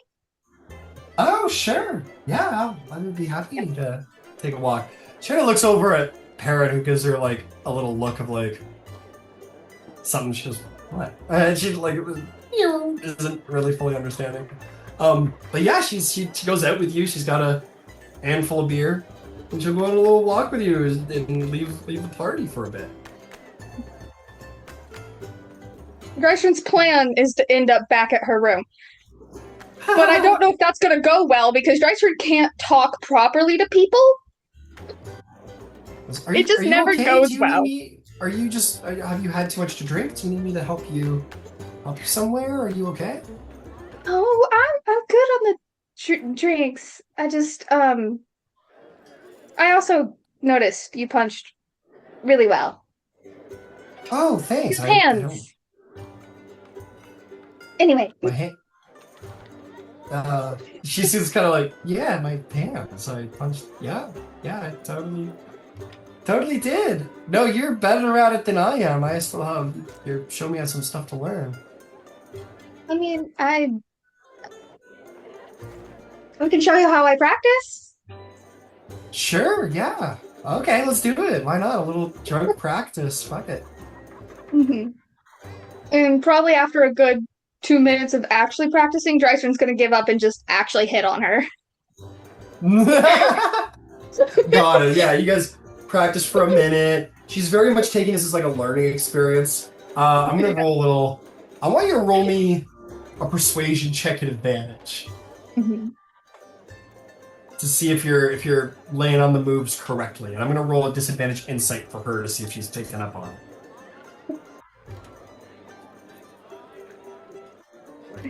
She is a monk. She's pretty wise. 15. 15. You like are showing her some moves and whatever. Like you start sparring a little bit. She's like, "Oh, that's really good. Like, how did you do that?" And you're like, "Let me get behind you here and show you." And as you're like behind her, you're like, "Want to put your hands like this?" She's like, "Oh, nothing." She's like, she like has a stark moment of like, "Oh, this is what's going on." And she go, and then you hit on her a little bit, and she will say to you, you're like showing her, so she goes, "You're very dexterous. You're very I'm surprised that you're so limber for someone who's so tall and strong."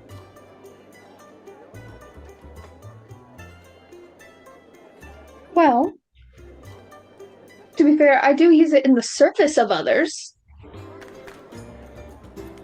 The service of others? You're a public servant then, aren't you?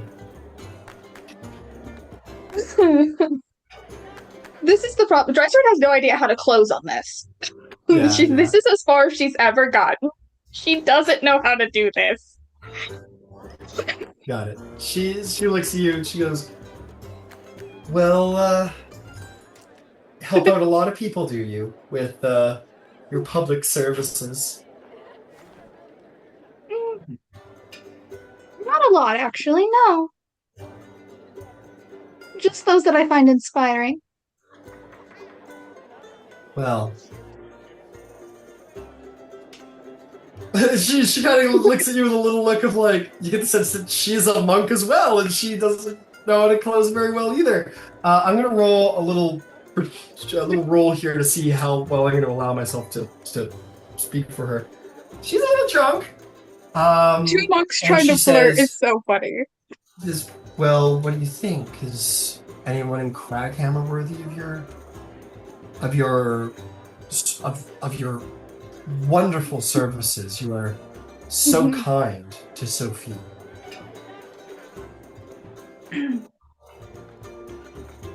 She is in Kraghammer, yes. In fact,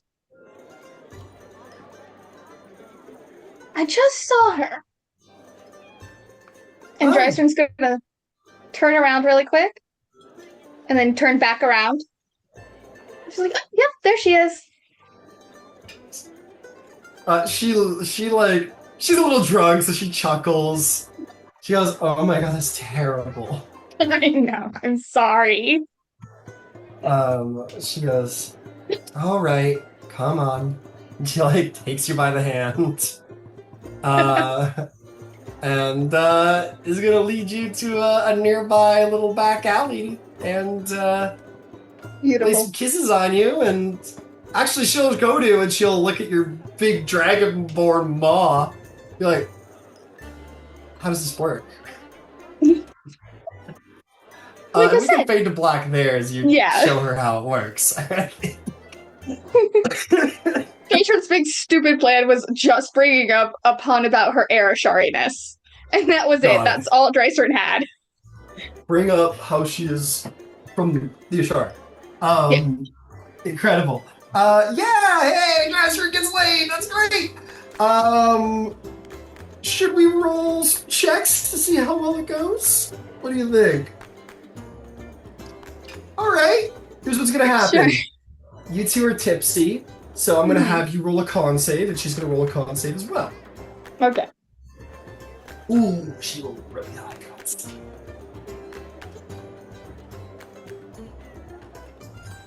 Is it?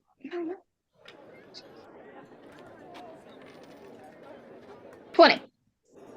Ooh, that's not necessarily a good thing. So that is your DC. That is the DC for both of you. So your DC for her is also 20. So you two are now going to roll ability checks to try and make it a satisfying night, and your DCs are 20. So you can roll either an athletics, an acrobatics, or a performance check. Because you're drunk, and this is how it works, you have disadvantage on the athletics and the acrobatics, and you will have a straight roll on the Actually, you'll have advantage on the performance because you're so charismatic right now with your alcohol. So your choice. What would you like to do? She's going to risk it on the acrobatics, personally. She's going to take the disadvantage on the acrobatics. Drystern might risk it on the athletics because charisma's a negative. So no matter if she rolls good, something's getting subtracted. Oh, she did pretty good at disadvantage, but she rolled an 18. I rolled a 20. You Exactly. rolled a 20! I rolled a 20. I got a 10 and I have a plus 10 athletics. So she rolls an 18. She is very bendy and acrobatic and fun. Doesn't quite meet what you were hoping for. You have a good night, but it's not super satisfying or anything. But she is very satisfied. You meet her DC. She is very happy. She's very pleased. Maybe she's a little thrown off by Dragonborn anatomy or something tonight, and alcohol. And you are going to have advantage on all charisma checks against her for the next 4 days. Because you just did so well. You did so well. Yeah. Incredible. Moving right along, is there anything else anyone else wants to get up to around the feast? Okay. And here's what we're going to say. You are all going to wind up back home. Drystern, did you take her back to your place, or did you go back to her place? Drystern would have been nice and taken her to hers.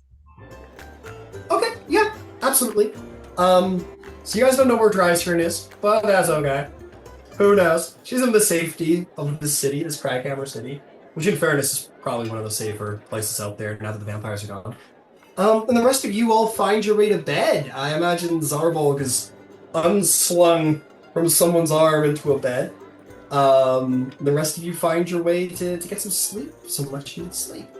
As a note, when you wake up tomorrow, Zarval, you will remember nothing past when that alcohol hit your tongue. When that last drink hit your tongue, you woke up in your bed. This next morning. So here is what is going to happen. There is a dream. Oh. A much needed. And it's for Ember. And it's not quite like any other dream you've really ever had before. You, my friend, are a creature of fire, and as of late, a creature of light. And this is exactly what you experience at some point as when you're sleeping, is, you know, in the darkness of dreams and whatever, there is suddenly a great illuminating light. One that sort of shakes you to consciousness, really. And not consciousness in the sense that you wake up, but consciousness in the sense that, like, you're a little more lucid as you dream. You see this light of white and gold. It is hot like fire. That would be uncomfortable to anyone who is not you, but you have fire in your very spirit. And to you, it is a great comfort. In fact, it is very precise comfort. And at the epicenter of that light is a figure. Uniquely, Ember, I want you to tell me what is the figure at the center of the light.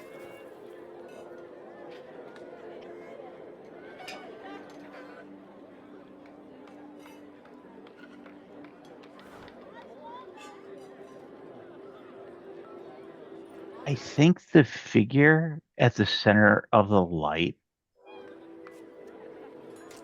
is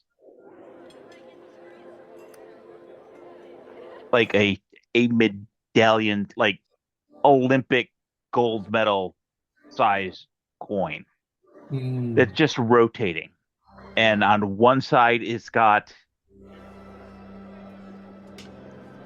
that profile picture of Avandra, and on the back side is a stylized like a ball of flame. And it's just revolving there in the light, like you had spun a coin on the table, and it's just spinning. Perfect. You see this large medallion coin spinning and spinning and spinning, until not entirely slowed, but slowed enough that it is just like a slow rotation, that the face seems to animate in its profile. And it says, in a feminine voice, a smooth, even youthful voice. Not like a child, but a young girl in becoming in the prime of her sort of womanly beauty of her youth. That kind of smooth, youthful voice. And she says, "You are seeing the light in the flame. And so often have you seen the fire and its destruction and its burning. And now your path is diverging in a most splendid way." The coin has made its rotation and comes to the other side, where there is that pillar of flame. And it says, "Flame can be used to destroy. And in that destruction, things may renew over time. But it may also bring great harm if not used with caution and control and care. But on the other hand, where would we be without fire and light. There would be no food. There would be no hearth. There would be no home. And as it comes to the other side, the face of the woman is gone for a moment, and instead has been replaced by something else. It looks rather like a beautiful jewel. It is still gold, it is still a gold medallion, but the indentation is of this gorgeous, refined jewel that is set into a magnificent strand of delicate embezzle embellishments that are spectacular but not gaudy. And it is a jewel the likes of which you've never seen before. It says, "This is being sought on your behalf, and the time will come when the jewel will need to be recovered. This jewel is the jewel of Changebringer, her very kiss, stolen from her neck by the Lord of Hells in the Calamity, and since has been absconded from her, and she does so desire its return." The coin is made a full rotation. On the other side, that pillar of flame sort of has revealed within the center of it a mighty hammer. And yet here you lie in Kraghammer, for there is a sixth house meant to have ruled in Kraghammer, fallen to the depravity of the crawling king, the master of that one so profaned by torment and torture, who you have fought in battle before. Her allies now grow stronger in these last years, for the duergar, those tormented dwarves of the deep, have already made themselves revealed in Westruun, and their might stems from their capital city deep beneath Krag, where their king rules with a mighty vestige of flame and hammer. Coin rotates back, and it goes a little faster now, the jewel in the hammer. And it says, "There are two paths, much worth walking, and in your trials to defeat champions of the betrayers, you will face one on either path, and on either path you will find that which has been profaned by evil and may yet be changed to something of your will. When you awaken, you must choose. Will you go to the light above ground and seek the kiss, or descend deeper still into the earth and seek the hammer of the duergar and their profane servants of the crawling king? Both paths can be walked. Both paths are available to you. And only you can walk them, Vanzai. Your fate, your destiny, has always been in your hands."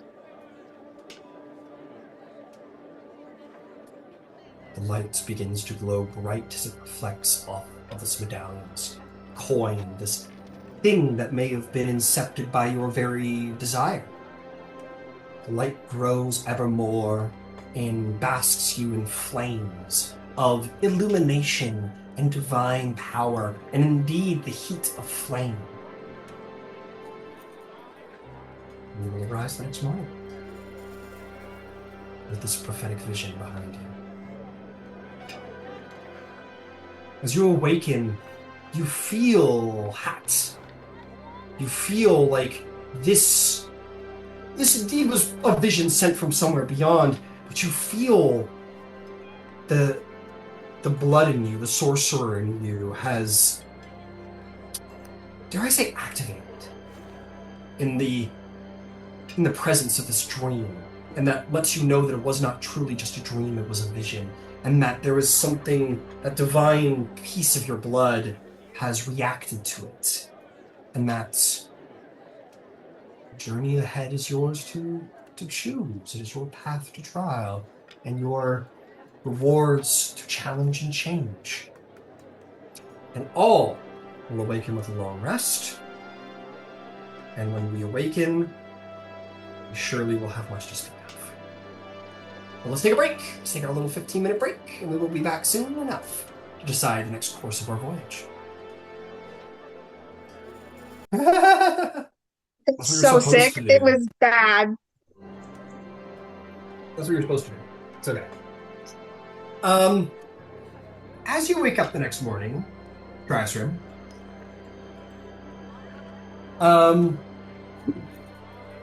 Cloudbloom's like, you know, it's hard to gauge everything. Tell me something. We're not gonna get into too much detail. What, like, is Westruun very, like, aloof about this? It's very, like, you got something I want, I got something you want. Like, or, I don't know, is there, like, a little aftercare? Are you kind of, like, snuggling up to each other? Is there, like, a little affection in there? What are the signals? Westruun, for one, has a passive insight of 18, but very much is whatever is most comfortable for whoever she is with. She will take as much or as little as possible. That's going to be very confusing for her. Probably. Being giving isn't always very clear. No. I think she's okay, we're gonna skip all that. But anyway, the next morning she you guys wake up and there's that awkward, like, next morning, whatever. She says, so last night was that was really fun. That was really great. It was fun and it was great. Is this thing gonna make things weird for you? And no. You're kind of like in a party with Zarvolg, and he's like our dad. Sometimes it feels like he's mine too. I don't know what it is. There's an energy. I'm like one of the newest to this group. I want to point that out. I haven't been with them as long as others have. I'm literally the newest of the people here. Okay. So, like, yeah. Okay, and he's a champion of Cord too. And, like, I feel like he's higher ranked than I am, so there's that. Oh, okay. Huh. All right, I'm, well, yeah. Okay, good. Good to clear that up, I guess. Didn't really clear anything up, actually. But, well, yeah, it was good. And I guess we're just going to keep acting regular. Because, we're going to be seeing a lot of each other, probably. Unless we get sent off to the jungle. Which is probably... I don't know. We'll have to see. Okay. I'm going to let you get changed. I'm going to go down and get some food. You're allowed to stay if you'd like. Make me a persuasion check if you mean it, or a deception check if you're just being polite.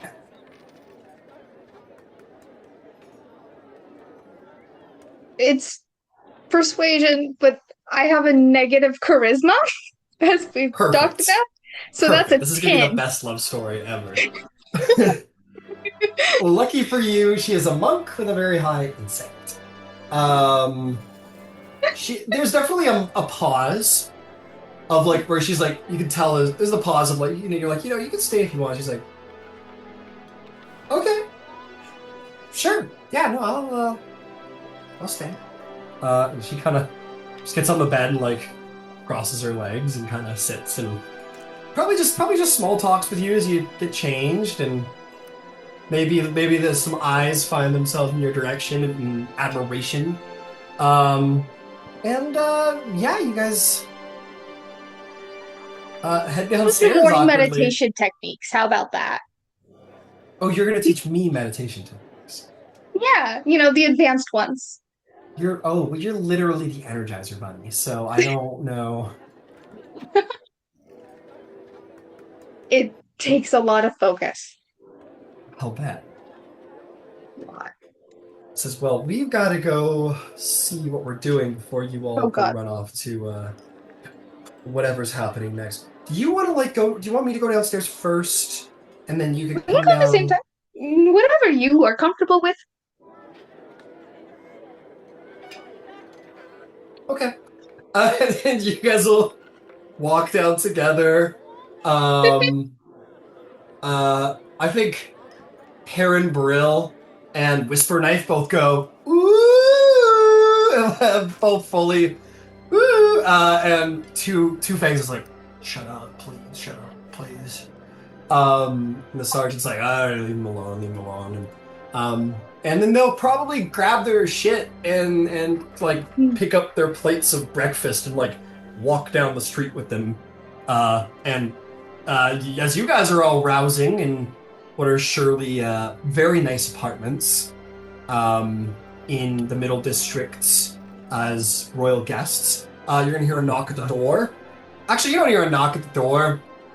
You hear the sound of your lock being picked, and then Whisper Knife opening the door, and Red Zeds inviting themselves in and just kind of start sitting around the living room, basically.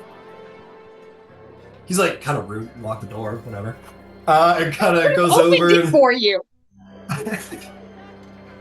Good morning. He ignores you and he just goes and sits down like, yeah, no, kind of rude that you locked the door, but whatever. I get it. It's fine. They just start eating whatever breakfast they've got. You guys all start rousing and coming down. They sit around like ready for mission brief or whatever. Good morning. Who let you in? Himself. I find that those questions are usually not questions anyone actually wants the answer to. It was himself. There's an answer. Don't pretend. There's an answer, locks are and it was good. you. They are above average, but well, we have a key. This is like the one. You know what? Fine. Whatever. Can a man Hero's not practice his trade? Sure. Fine. Congratulations. Is there a more responsible place for a man to practice his trade but on his buddy's door? He's not wrong, actually. I mean, to be fair, picking a great argument. Kind of, but picking a lock to our stuff Thank you. could end in his death. Would you like some eggs? Oh, actually, yes, I am peckish. Here, my have some God. eggs. You scrape some of his eggs onto another plate and gives you a plate with like very little eggs.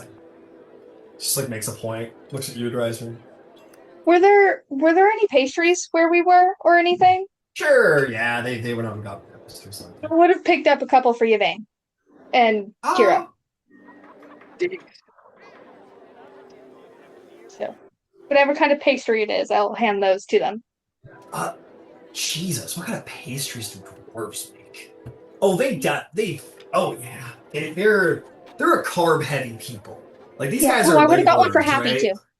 Oh, okay, yeah, I got one for Happy for sure. Real doughy, probably, and dense biscuits.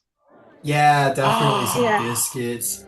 Actually, I got my D&D cookbook here, and it has a dwarf section. So I'll give you the lowdown for breakfast. Mm-hmm. I bet they'd have biscuits and chocolate gravy. Oh my god, I don't think they have chocolate. Keep in mind, if you ever see chocolate on the road, that's probably a rare delicacy. Dwarves! What are dwarves serving up? Here we go.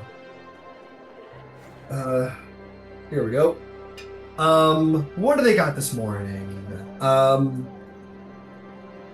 There was probably a choice between smoked sausage and kraut with dwarven mustard, which is more of like a breakfasty thing, unless you're a hardcore blue-collar dwarf. There was definitely porridge, like home-style porridge for sure. Oh yeah, these babies are like, you guys, as you guys have been going around, there are tons of like these, like on the corner. They serve these. Like, this is just like a staple of like dwarven food. They're called dwarven flatbread, and they're just like really dense, like flatbreads, basically, and they're just like a snack for laborers or whatever. So they're very, very well tossed around down here.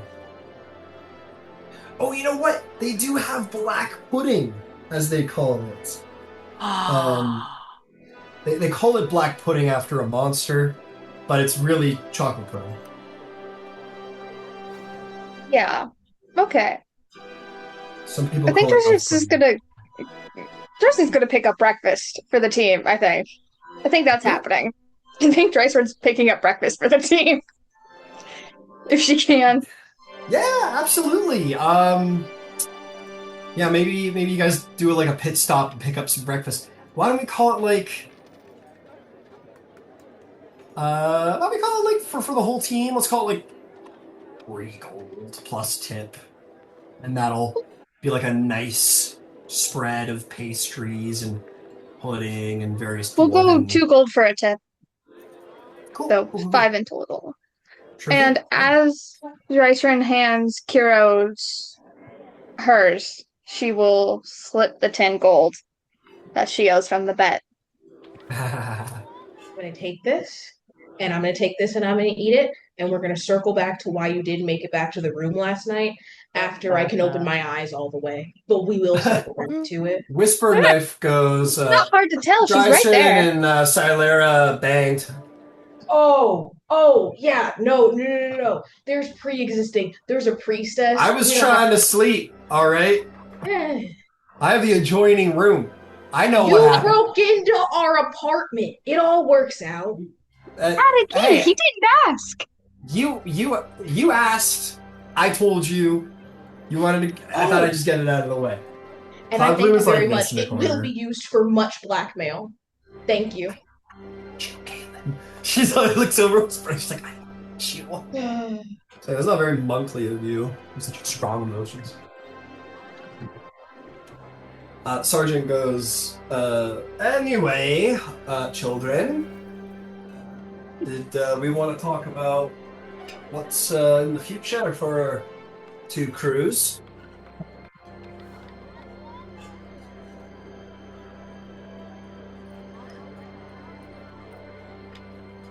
I have ideas, but I sort of like to hear from everyone else.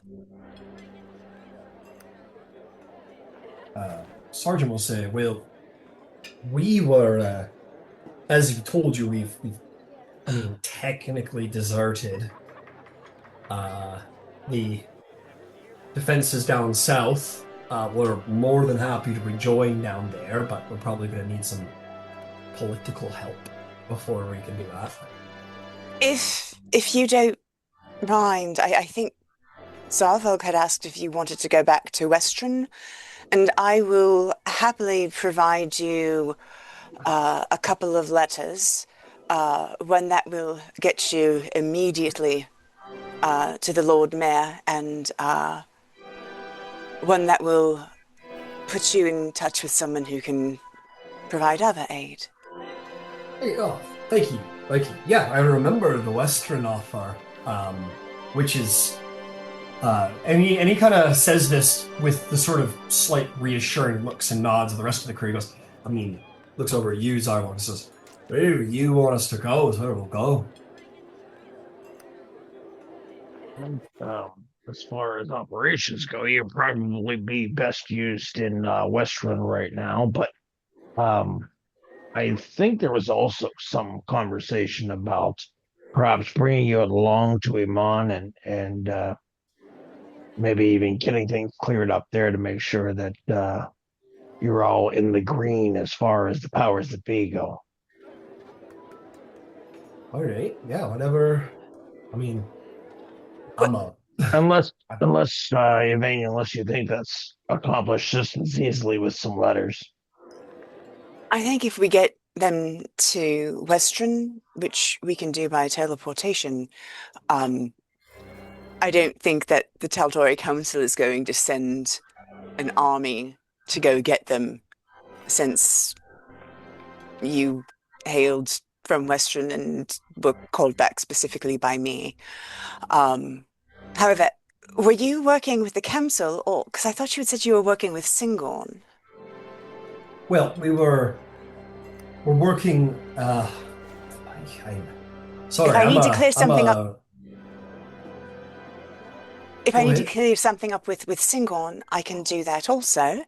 I will clear the Right. roads. Just tell me what roads to clear. I think it's best described we were kind of on loan to Singorn from the Tal'Dorei Council. I mean, Singorn is part of the Tal'Dorei Council, and Singorn's got the most heat breathing down their necks, so we were kind of loaned out. So I think if we just cleared things up with the council, they could handle things from there. Actually, I know exactly what we're going to do. I have a gift for the elves. Any hurt feelings?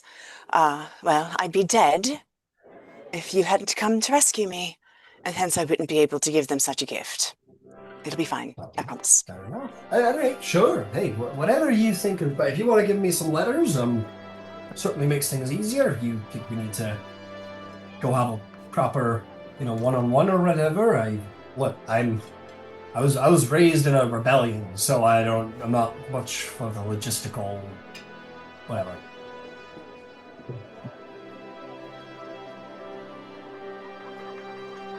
Thank you. Yeah. That's what I'm trying to say. Anyway, Westruun, we heard there's been some trouble out east. There's active fighting going on there, and they were kind of stretched somewhat to their limits, dealing with some encroaching cultists. Oh, I see. And I figured a crack squad like you is exactly what they need to kind of turn the tides a little. Happy to help. Sounds like our speed.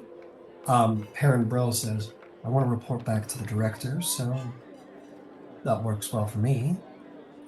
I'll have a letter for you as well, if you don't mind. Of course. And Sergeant says, hey, that's where we're deploying. We can, start traveling.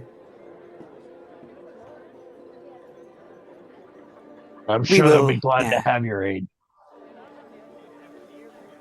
Excellent. And we'll teleport. We'll find a way. There's a teleportation circle. I'm certain of it. I know, God, right? Didn't want to. Knew you were all super powerful. Didn't want to. No. I want you there now. Then teleport us, you shall. Two Fangs goes. Ah. He just kind of groans in the corner and goes, "Shut up." She'll look up and cast a lesser restoration on him. Wow. He immediately perks up. He looks over at Cloudbloom. Why can't you do that? You're an Ashari. I'm a monk. Shakes her head.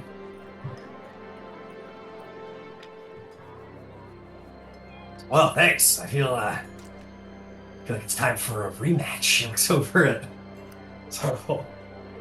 I think we're probably just a bit outside of our celebration window. We got one per fight. Next battle we win, we'll go at it again. Alright, fine. Carrot on a stick, I guess. You both turned green. Both of you were shades completely. Both of you turned green. I don't turn green.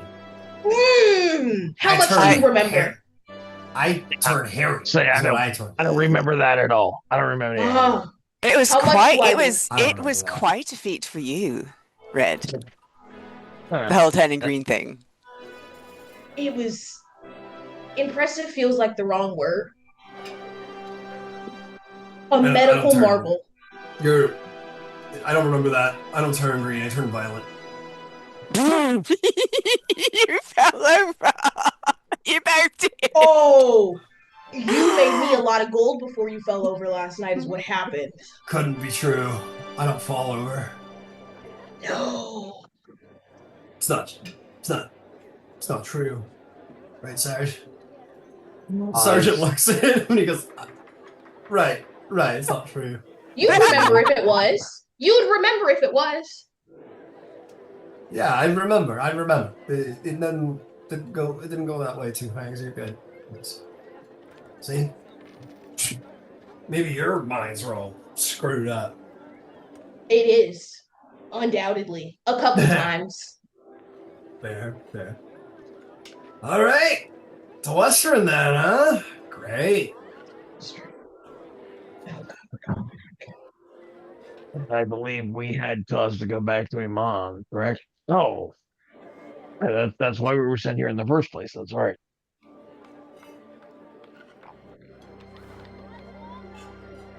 Cool.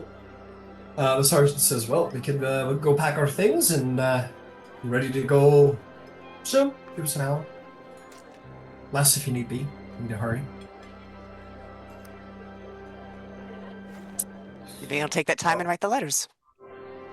All right, Zeds. And the crew gets up with their dirty plates and they'll go wander off to go find their way back to where they were staying and to go get packed up, ready to go.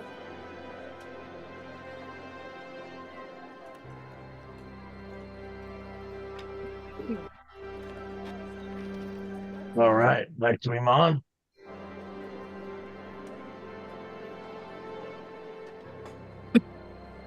I swore to heal Wyatt. But if there's anything else that we need to do, just the next night off, I need to pop into Emon, pop a regeneration on him, and then we can be about our merry way. That is my business, and I don't want it to take too long. But we do have a Triton to fetch, and I do need to make contact with Glint. And while they're getting packed up, can we send a message to Wyatt and just have him meet us at our bastion? We can make this very quick. oh, yeah, you've still got sending stones for your mum.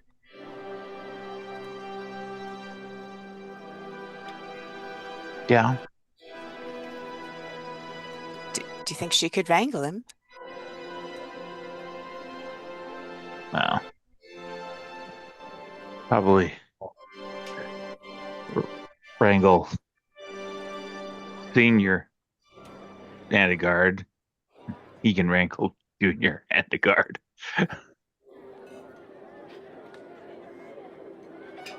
All right. That sounds like we just pop into the bastion and. But we can send your team, if you want, Zarvog, straight to Westruun, because I know that circle and I know our bastions. Yeah, it sounds like the best bet. If I know that they were concerned previously about how leaving Singorn would go, but it sounds like we've got that handled. So that's probably best if they make haste for Westruun, if you don't mind. Sure.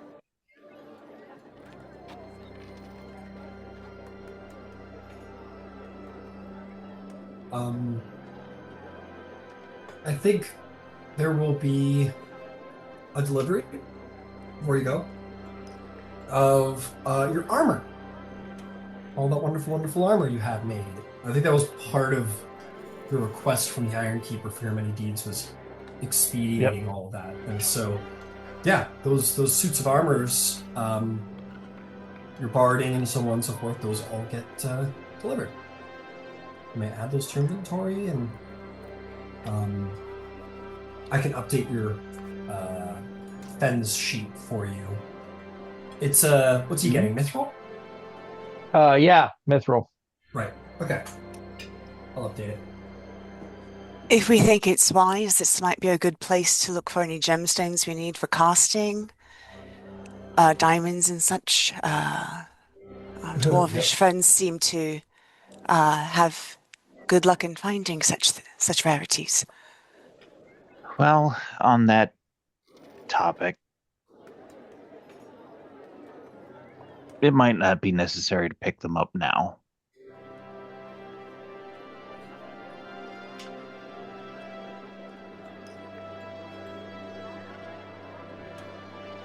Because there's a chance that we may be back.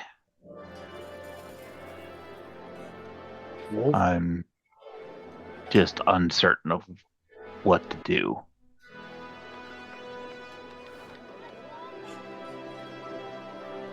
It's Well, come into my knowledge that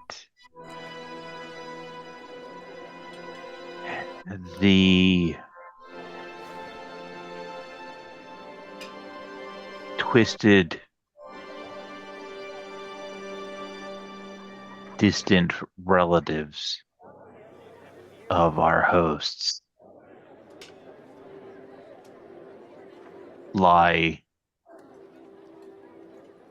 deep beneath here.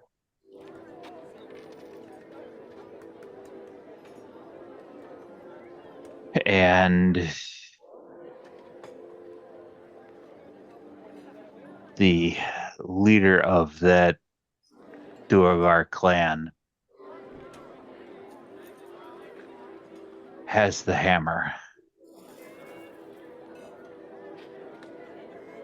Hammer Sheila. Unless he took it from her.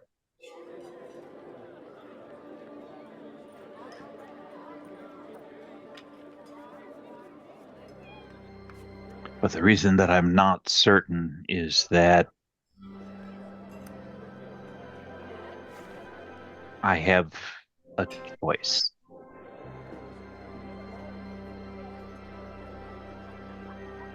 And I am frankly unsure of what to do with it.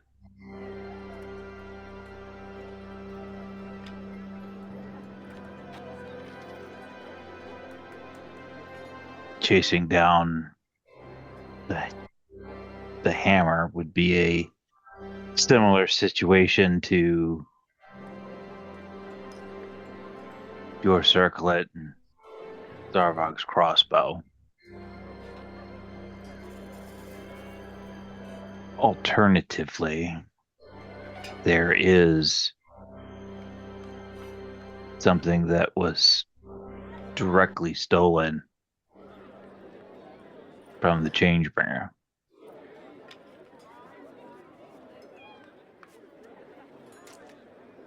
That is something that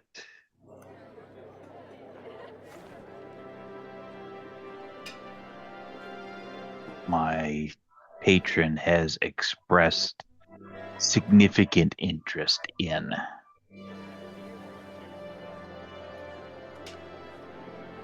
To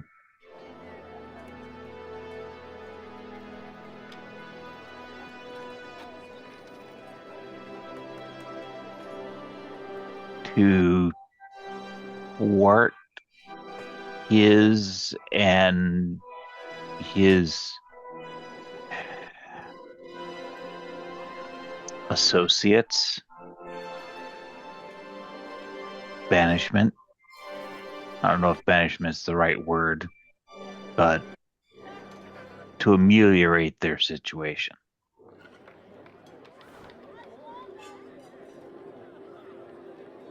He has intimated that the essence of change may be sufficient to allow him to return home and his other three companions. The impression that I got was that this is a bifurcated path, meaning if you travel one road, the other becomes closed.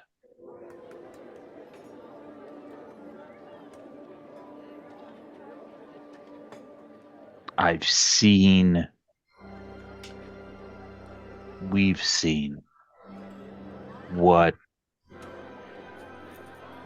damage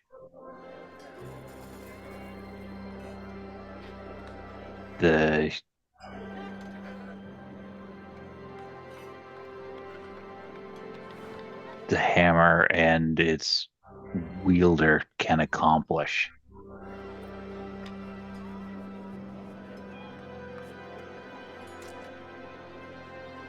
Coupled with the Ruiner champions,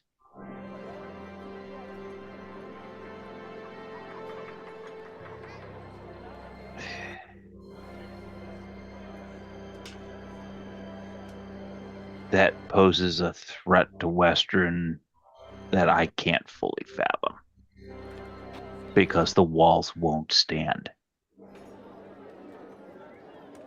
Simply put.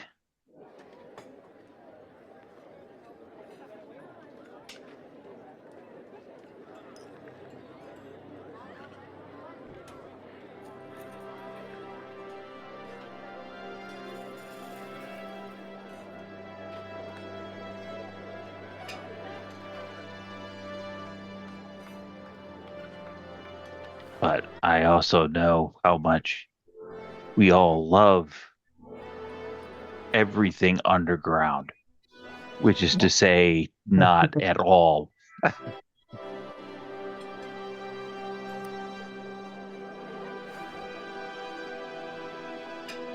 Can you explain to those of us who don't really know, aren't as familiar with these things, what are the implications one way or another of well, I guess we understand the positive version is that this would be very positive for your patron if you were to follow through with their portion of it. But what are the negative implications of passing up that opportunity? He might withdraw his generosity, which would have implications for me and for Emma.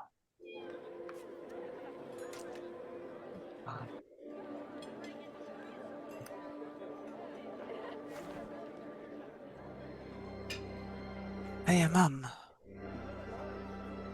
Yeah. Shit.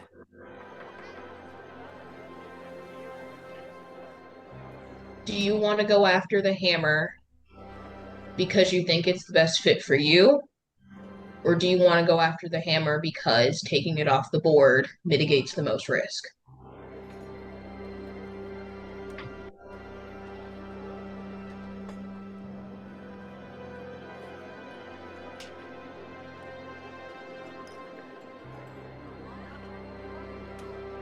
I don't know anything about any of these implements. Nothing. So Ember, shit could you- for me is not a concern. Ember, could you make me a... I'll tell you what, this is more of a passive thing. What's your passive perception or investigation? Passive investigation's a 19. That's excellent. So, on the coin you saw the hammer. This hammer was expectedly large and wreathed in flame, and the head had like a flaming jewel in the center. It was like rectangular. You recall the hammer possessed by what did I call her? The prophet below, I believe. The hammer that she possessed was a war hammer that had like a mallet off of the other edge. It wasn't double-headed, and it had certain skull like face iconography on the side of it. You get the sense that this hammer that was referenced, that is in possession of the Lord of the Duergar down there, It is another hammer altogether, and it is one of flame and okay. fire. It's my mistake. But it was made apparent that they are in association with the Prophet Bull. So by dealing with them, you might sort of get a backdoor into dealing with her, you know? Okay.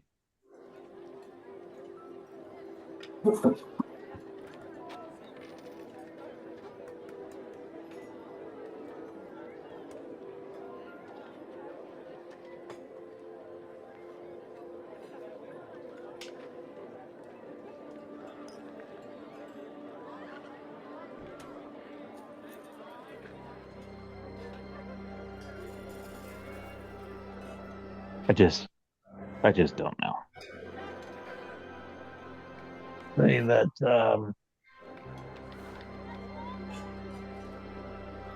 sounds like there's a bit of a struggle here between what's best personally and what's best for the greater good.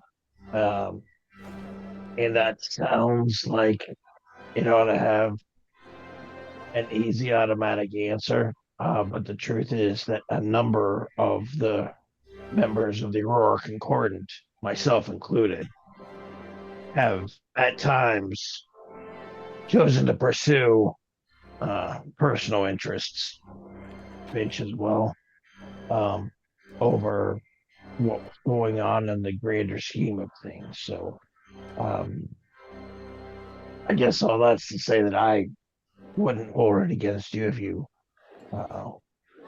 were to say that it was more important to you that we secured this jewel. Is that what it is? A gem of some type for your patron.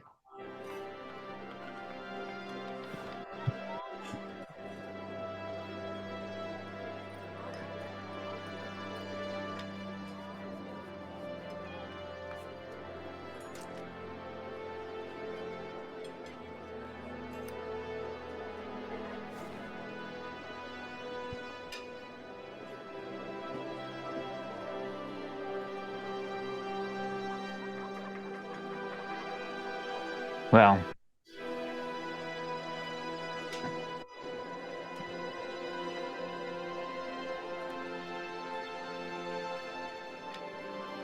we can get those folks on their way, and we can go get Wyatt sorted.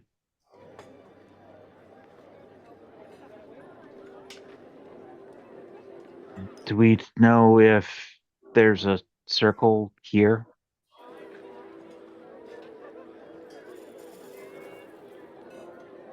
I believe it's how we got here, isn't it? No, we rode the lightning with Oh, yeah.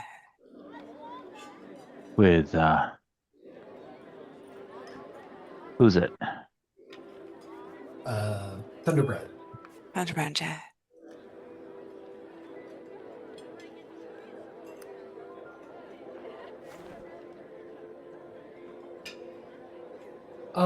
It could probably be organized.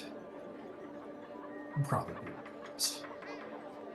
Thunderbrands are a house of mages, and you're doing pretty good with them. They could probably be key. Especially for official business. The other thing that would be useful to know, and something that we should understand, that I will need to understand, is how much of a problem for the people of Kraghammer are their distaff cousins, particularly if they have a significant uptick in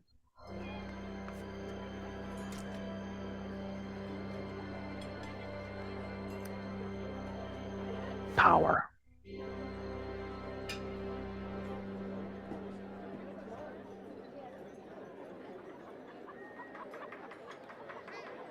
Because while I won't make a decision until I have an opportunity to talk to Mom.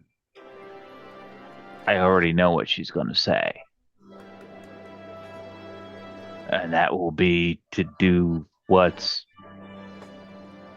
best for the most people. And any downside that happens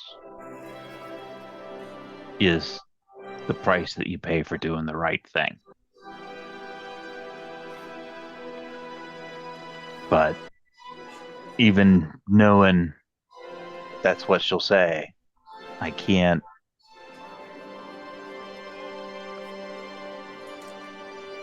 make the decision until she has the opportunity to say it. I think that's perfectly reasonable.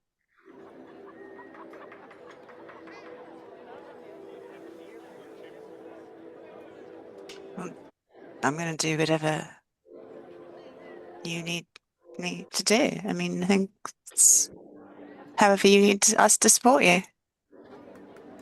Well, Obviously, we're going to take care of your mum if that's what you said. I mean, come on now.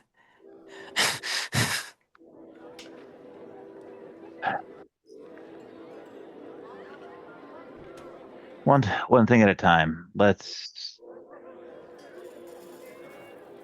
get Zarvog's folks on their way and talk with the Iron Keeper or one of her generals or counselors or whomever to ask what kind of problem those duergar have been, will be to Kraghammer, particularly in light of a upswell in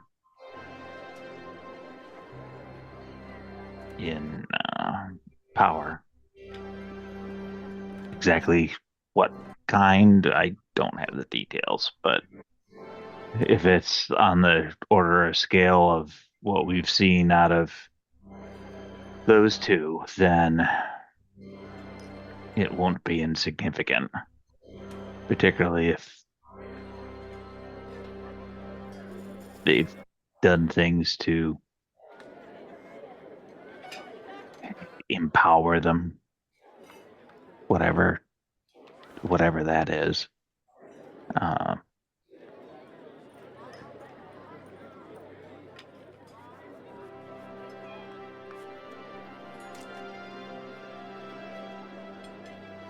So get your letters written, and I'll go scratch some stuff in the floor and chalk.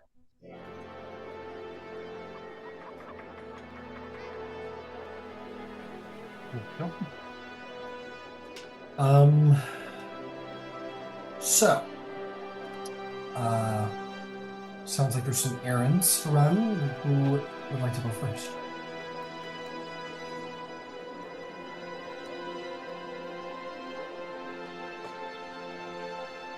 Or which errand would like to go first? Is it speaking to the Iron Keeper about the duergar? Is it something else? I think it sounded like we were going to try and get the Red Zeds out of here first. Cool. Yeah. Yvaine immediately starts to write the letters. Okay, you write the letters. I'm sure there's not a ton of issue there. They return like they promised shortly later. You guys can give them the letters. Did you guys have a means of sending them, or were you going to go try and get a favor with the Thunder? Oh, you got a favor? I have Circle of Teleportation, and when I picked up the spell, you get 2 sigils at the time that you learn it, and our Bastion and Westruun were the 2. Yeah, they're on opposite sides of the continent. Very fair choices. Yep, they arrive. You go, all right. The sergeant goes, all right, where What are we off to? Was it still Westruun, or are we going to Emon? Westruun. All right, Yep, Westruun. Westruun. We'll Yep. find the Lord Mayor and get to work. Whatever they need. Yvaine hands the sergeant a letter for the Lord Mayor. Hands Cloud. I know, me too. I need to get these guys a Club hand. Bloom. Cloud Bloom, a letter for Solomon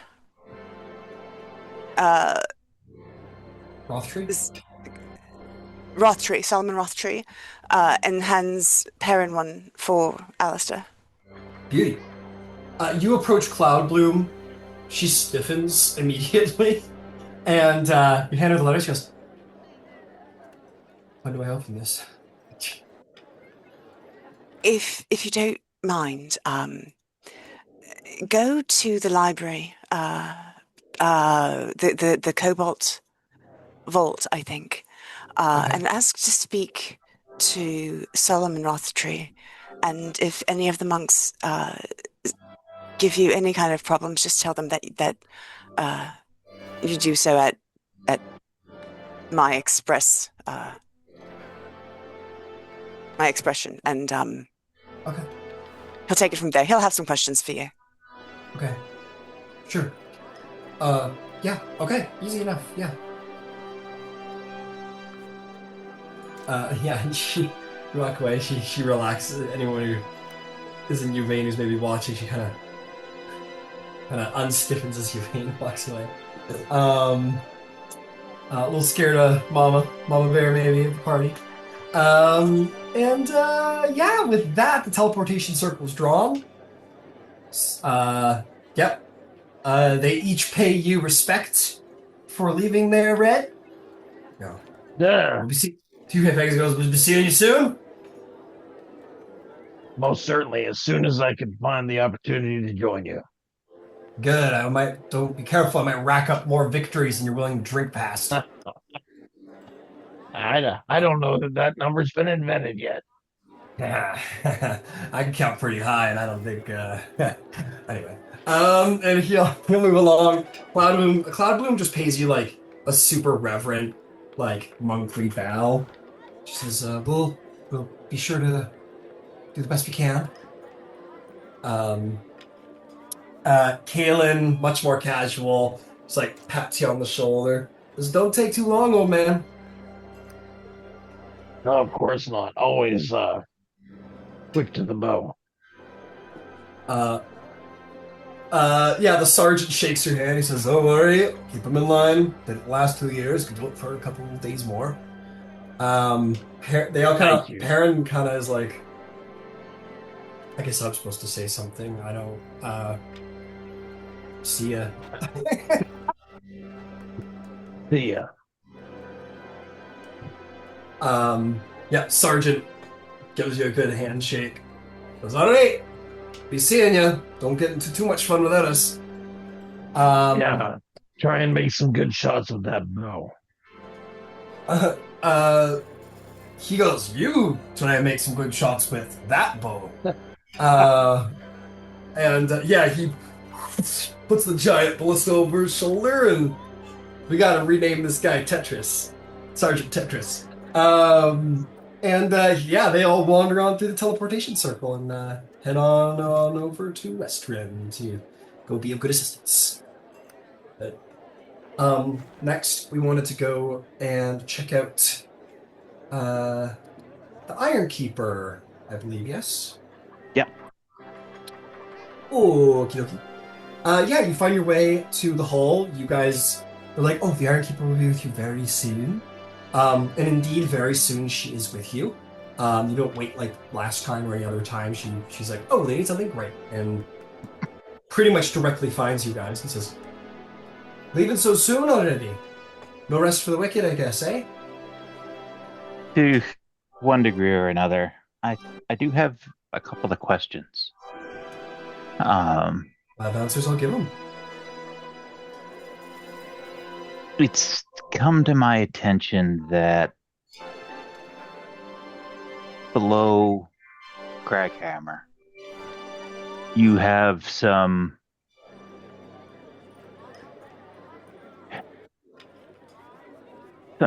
twisted cousins, duergar. The face, the color drains right out of her face. And she's like shocked you mentioned this, and the people in her retinue, I guess, the various politicians and guards, like the guards immediately like tighten their fists on their weapons, and the one and one dwarf passes out. She goes, well, I'm surprised you. I mean, I guess I shouldn't be too surprised, but yeah, I admit you caught me off guard. What business do you have with them?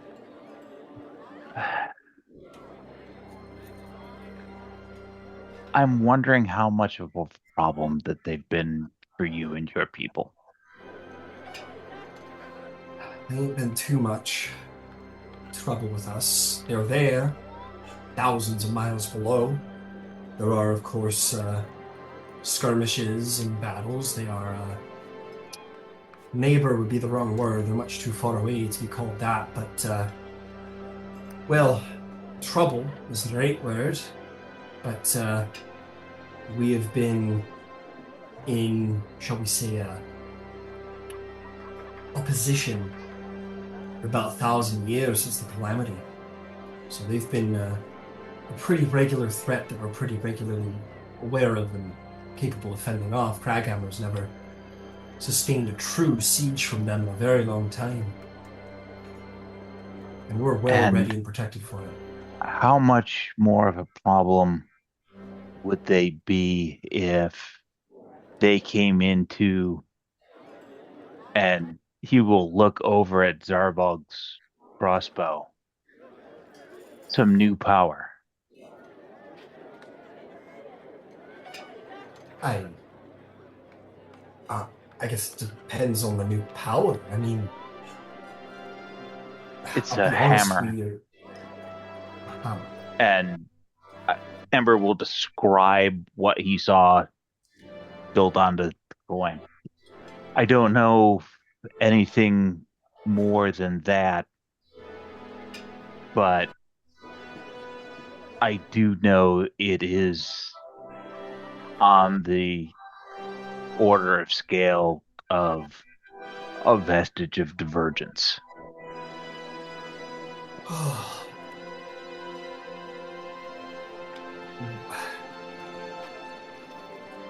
I'll be honest, and I hope you won't judge us on it too much, but largely we've, in Kraghammer, have undergone the philosophy of live and let live.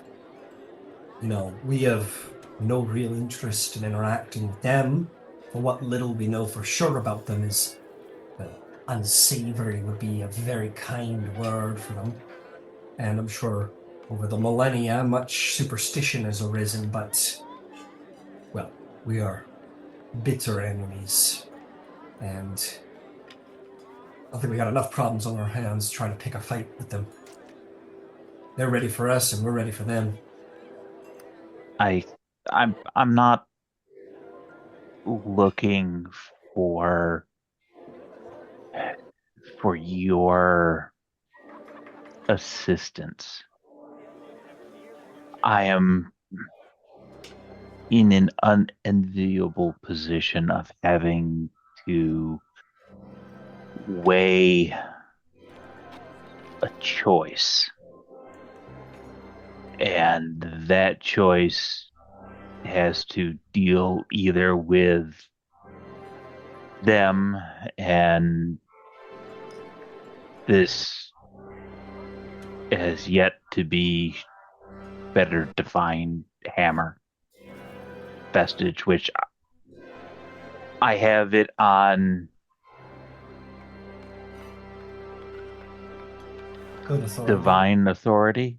Oh fuck, alright. That they are in possession of.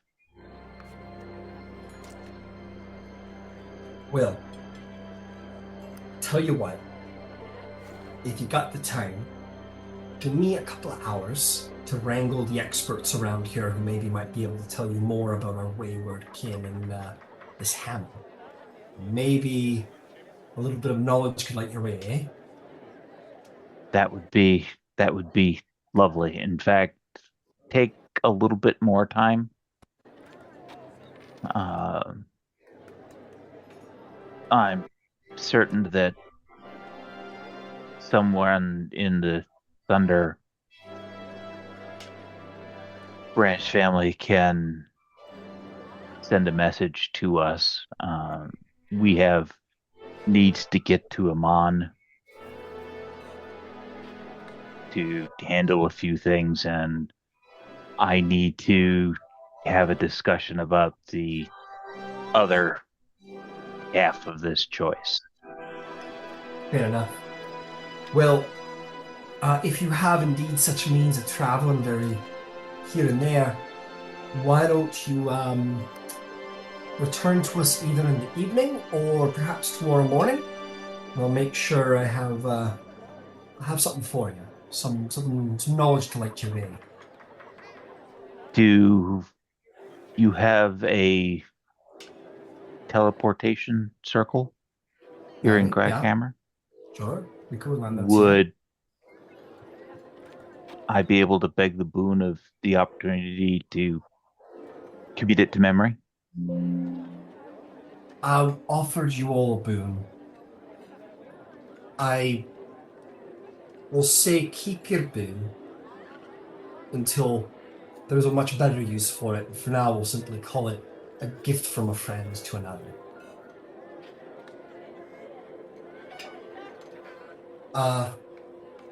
Send a message out to House Thunderbrand and request their teleportation sigils for the Aurora Concordant. A short time later, Runner leaves. Runner comes back. They say that, like, they hand you a piece of paper, and upon it is the Thunderbrand, the Thunderbrand circle sequence, which you stare at for a minute, and it burns onto your brain, and you can recognize it forever. You then probably, then the piece of paper like actively burns in your hands after you read it.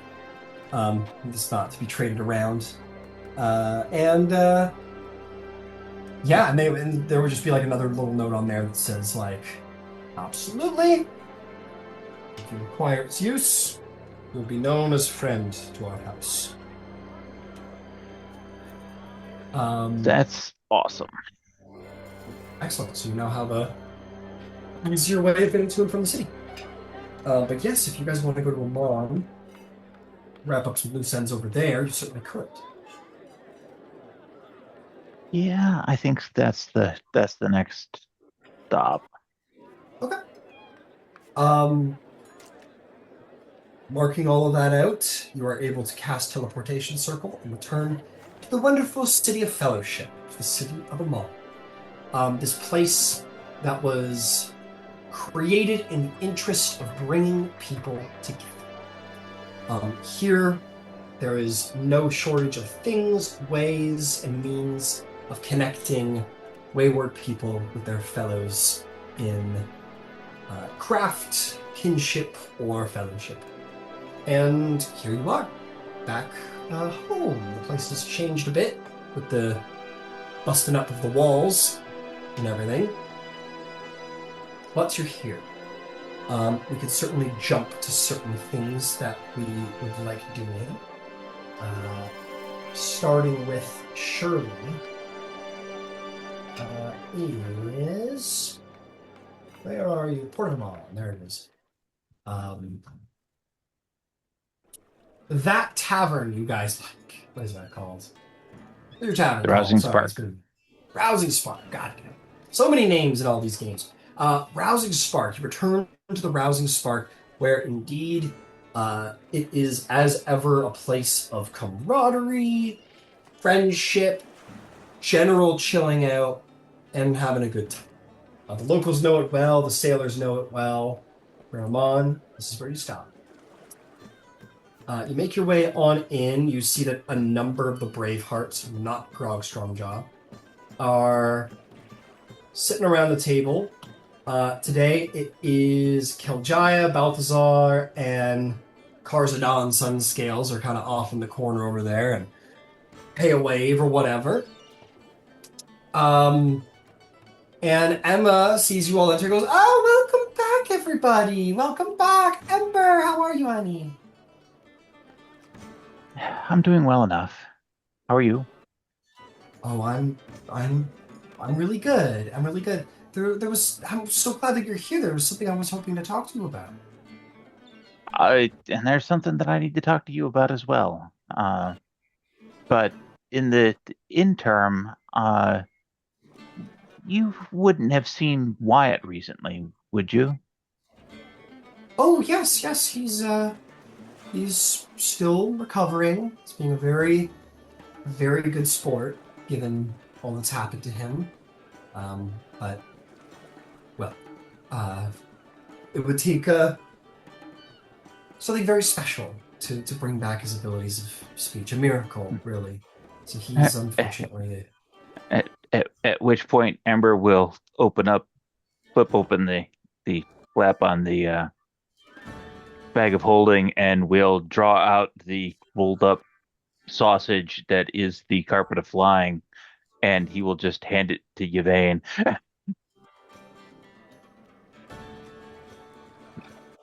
Emma's like she's like, what?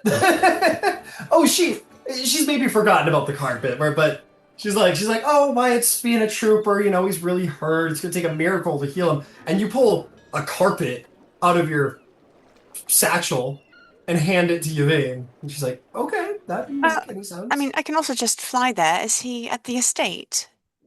He usually is, yes. Sometimes he goes out for walks.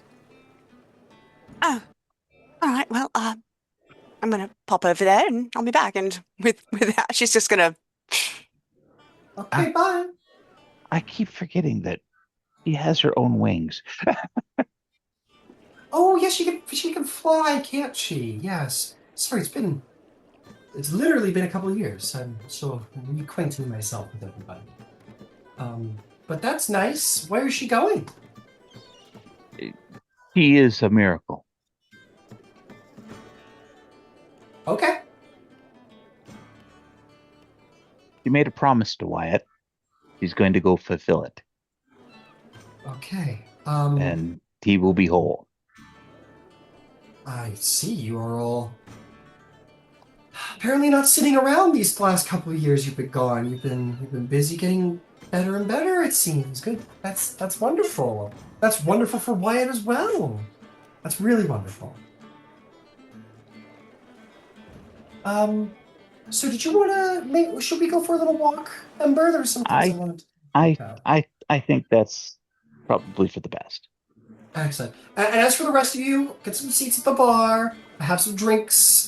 These are on the house, and she gives each of you an ale. And says, enjoy those. You can order with the other barkeep. We'll be back. It's good to see you all again. And she'll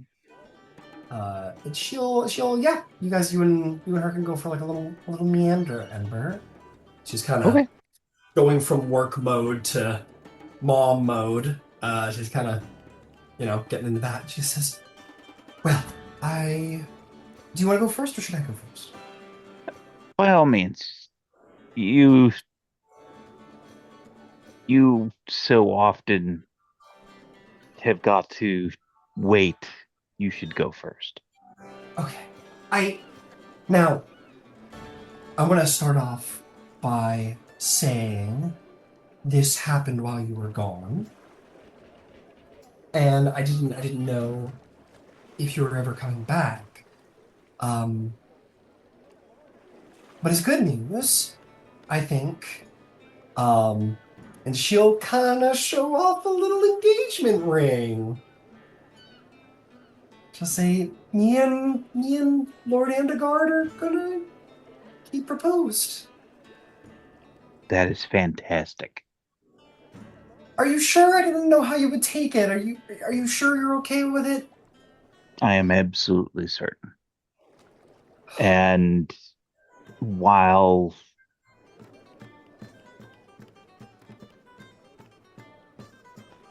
I did not get an opportunity to speak with him at length, I'm certain that he would be happy for you as well. Yes, I think he would. Well, your father was a very good man. He had a little bit of a temper. I don't know how he might have been. I liked that in him. He was very protective. And, well, we all have to move forward in life. Things change, right? Life just keeps on happening no matter what happens. That is very true. Mhm. Well, I do want you to know that I hope I'm getting his name right. I think it's Gabriel. It says, well, Gabriel wanted to seek your blessing before we got engaged, but you were gone. We didn't know for how long that would be, and I'm sure he would very much wish to speak to you about the whole situation if you ever have time. But well, he's the father of your very good friend Finch, isn't he? He is. And your happiness need not wait on me. You should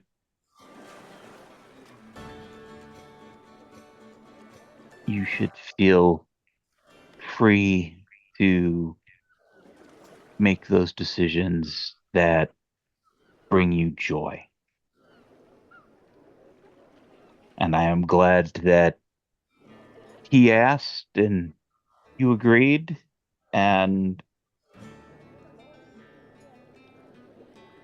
all of those next steps happen with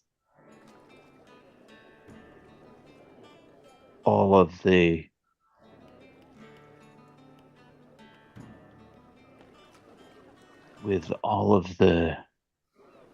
joy that those are supposed to have. Too good. You're too good. She kind of puts a hand on your cheek and rubs her thumb over your cheek like she did. She did a lot of the time when you were a little boy. Well, I hope in all of this you're taking good care of yourself. And that's something else I wanted to talk about. Now, I know how you might feel about this, but I think the time is coming that you take another try at running the Rousing Spark again. Now, I know how you feel about it and how things went last time, but you've come such a long way in life, and I'm getting married, and I can't be running a tavern when I have a husband up in the upper city, and it would be such a shame for it to leave the family. And, well, you don't have any kids, though I wish you would find somebody. And maybe you could pass it on to them one day, and you have so many friends now who maybe can help you out. And I don't know. You've just come such a long way in your life, and I know your very important ventures are taking precedence right now, and I'm not getting married just yet. Gabriel's very busy with all of the drama going on in the south and everything, so we're probably going to wait until things calm down. But when that happens, and when things calm down in Tal'Dorei a little bit, maybe take another run at it.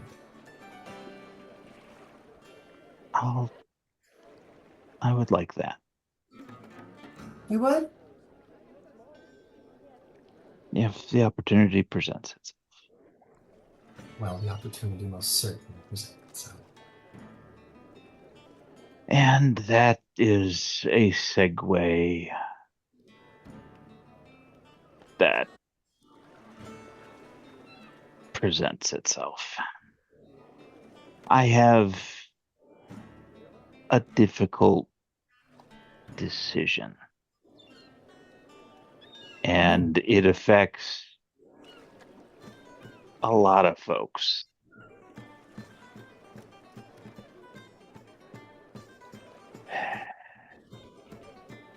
the crux of it is there are bad people moving out in the world with powerful things, not unlike what Vox Machina had to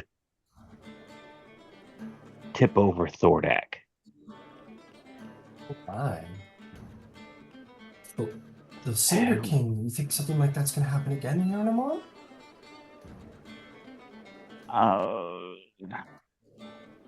You see genuine dread and fear over her eyes.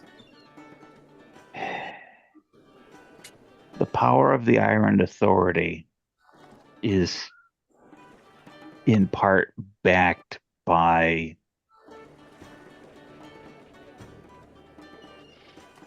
one of these articles. They're called vestiges.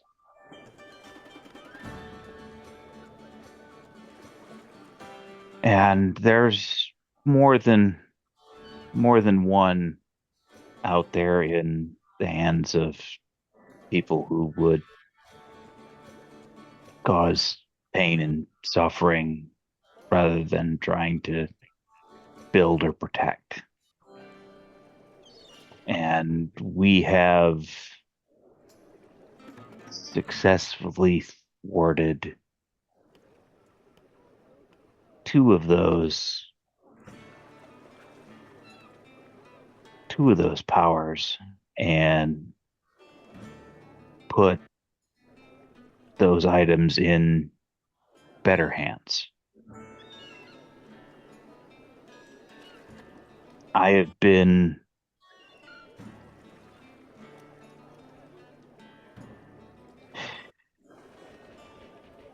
given a choice. On one hand, I can go after one of these items that would potentially help out peoples who aren't here in Emon, but the people of Westruun and quite probably the people of Kraghammer.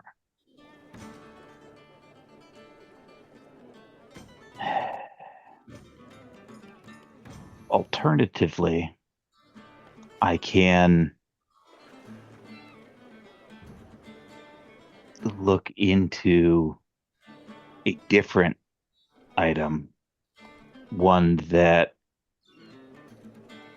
Mr. Estrix is highly interested in. And in theory, somebody is currently holding that, and they may or may not be people of good intent. But more importantly, this other item is one that Estrix wants, so he and his 3 companions might return to their individual homes. But I can't do both. And if it were a matter of disappointing him and taking the lumps that come with it to help 2 other cities worth of people, that would be a choice entirely too easy to make. However, I won't be the only person that Estrix, in his disappointment, may harm.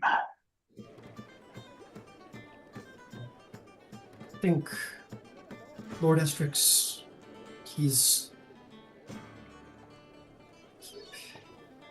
I had such a hard time believing that he would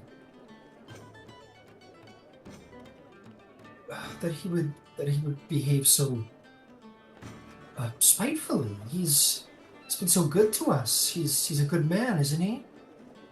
You really think he would harm us over this? I made at the time that this spark was failing and your health was failing, he came to me with an offer. In return for my future service, he would see to your health and see to the fortunes of the spark. And part of that was him investing in me some aspects of his power so that I might become a better tool for whatever this future service is going to entail. At the time, it was an opportunity to save you and our home. So it was a simple choice.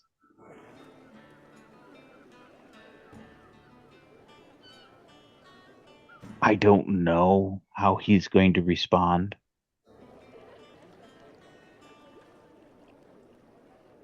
But at no point have I ever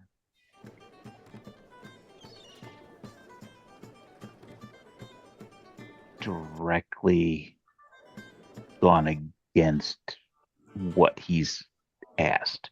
Not that he's asked a lot. He's been very reasonable. Mostly everything was, here's an opportunity, here's a suggestion. And I have tried very hard to make sure that those were met. If I help the most people, I can't help him.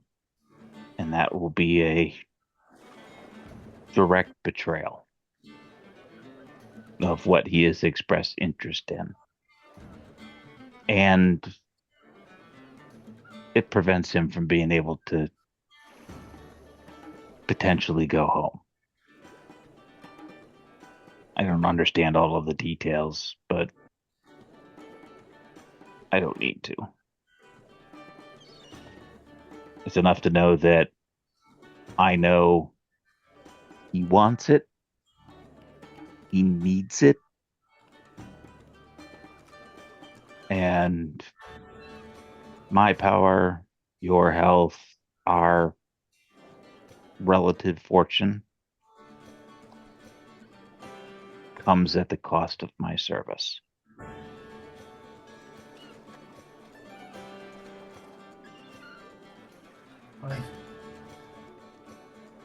Ember, I had no idea that you... Oh, I mean, I was a little surprised by how... And I've been surprised by my... Shall we say, youthfulness? I've always suspected there was something magical going on, but I had no idea it was like this.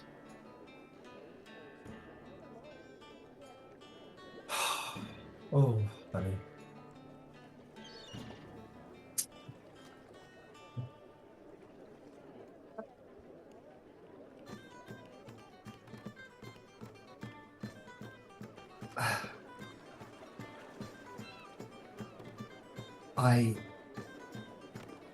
You said that doing this other thing, finding this other item would save 2 cities worth of people?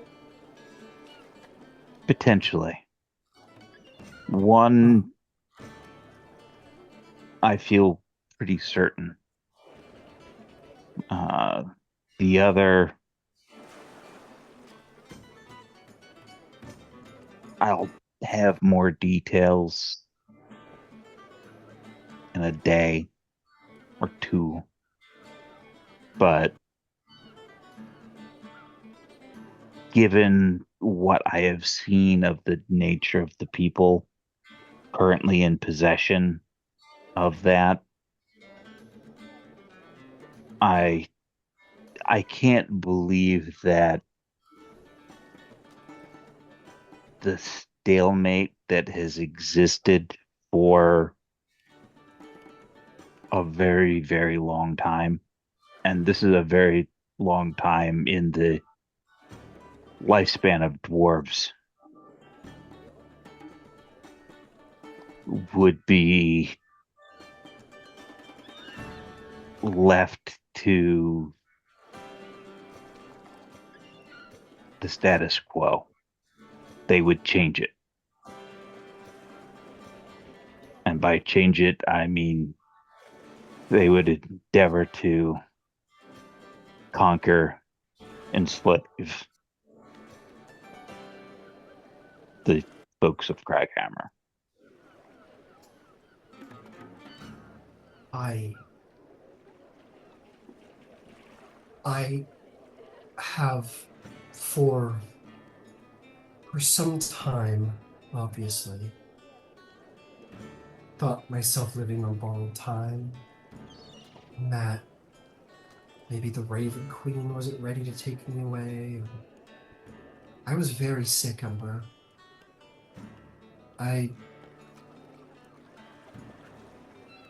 She's a little glassy-eyed to say this. She says, at the time was coming to terms with what was coming. And it was a miracle that I got my youth back and my life back. And that you were moving forward with your life and not just hanging around the house taking care of your poor mother. I can't possibly... I can't possibly stand in the way of what... of thousands of people's lives? Potentially. Ember, what you're doing is so important. You are so important. You're more important than anyone I've ever met. And the most important thing in my life, even before that. I think that you know in your heart what you need to do. And if that means that I don't get to live off the fountain of eternal youth forever now, that's a shame, but I've lived a good life. I've had a wonderful husband. I've had a devoted son. I've had I ran my husband's tavern successfully, somehow.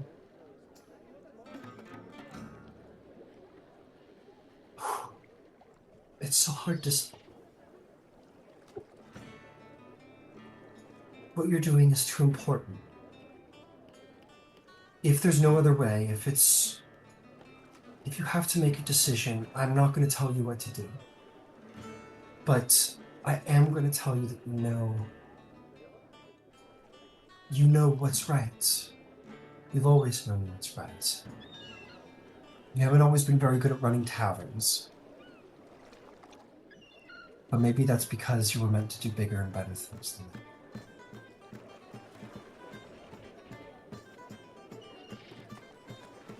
Don't wait.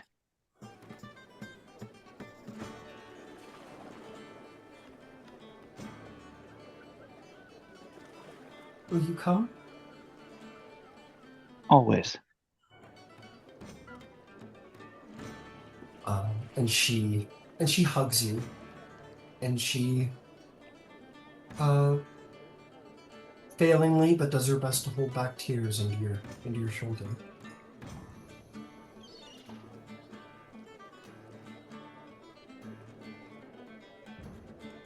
But when that embrace finally ends, she just looks at you and smiles.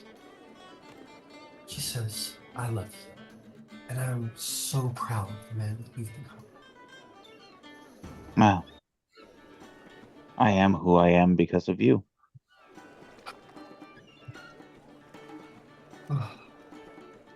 She'll kind of take your hand, your arm, and you guys can walk by the docks and enjoy the sea. Spend some more time together. And she probably starts pestering you immediately and say, "So, has there been anybody that you've met on your travels that has interested you, maybe?" Not expressly. Oh, I mean, there have been some very lovely people, but maybe you need to go to the fire ashari. I hear they have lots of nice fire genasi girls over there.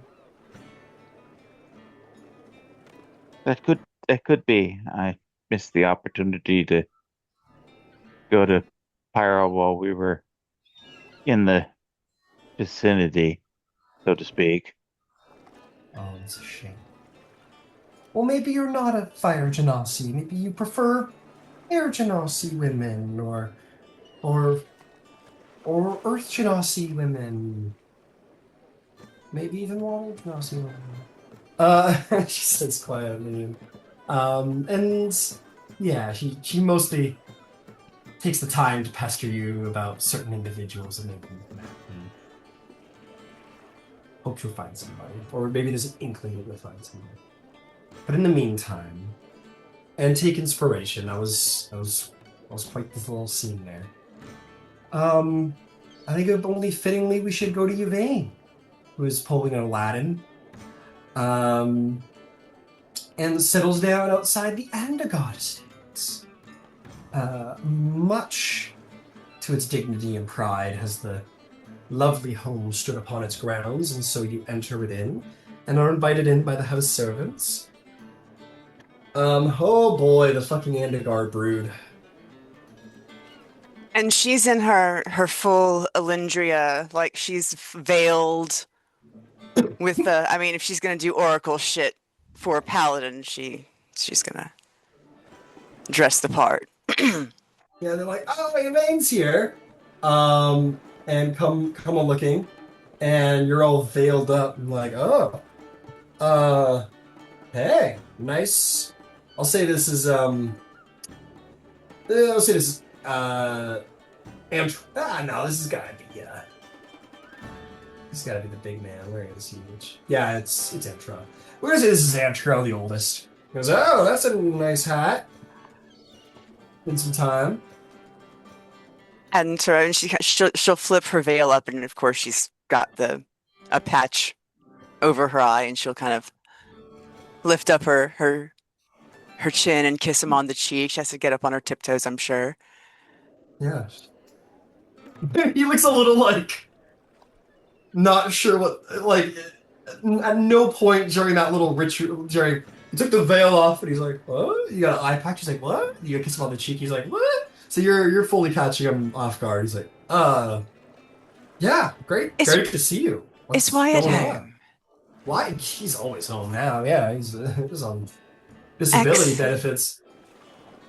Yes, I think it's probably time to fix that. I seem to remember there being a What? Garden with a shady spot? A guardian with a shady spot. Garden, you know. Oh, a garden! We have a garden, yeah, we're rich. Yeah, hey, did you go get Wyatt? Is he out, like, walking around doing the old man thing? Or is he, yeah, he's here? Okay, great. Says, yeah, I'll have him meet you out in the garden. I guess. Thank you. Cool, yeah, you'll see you out there. You leave, and it's like, and then he, like, runs in the house to, Wyatt, Kingsley! I think Yvaine's gonna propose to Wyatt. It's like, what? She's wearing a veil. She's wearing like a veil. Well, like a wedding veil? Like, I don't know. She's a shari. It could be a wedding. Like, that's basically what's going on inside. And they're like, down the stairs over to the kitchen. Yeah, you're in the garden. You, like, look over, and they're, like, not so nonchalantly, like, all looking out the kitchen window, like, the large panel windows, and, like, not sure what the hell's going on. And Yvaine will look at them and be like, They hide behind the curtains. well, no, she'll invite them, like, yeah, you look over and see them, and they're like behind the curtains, and they're Wyatt appears. He's wearing like a noble's day clothes. He's not bandaged anymore. He's the pretty gnarly scar across the throat. He does have an aide with him, a scribe by the looks of it, who has basically like a handheld lectern with paper and pen on it. And he says, Wyatt comes over and he gives you a little hug. He can't speak. And the gentleman like looks at Wyatt.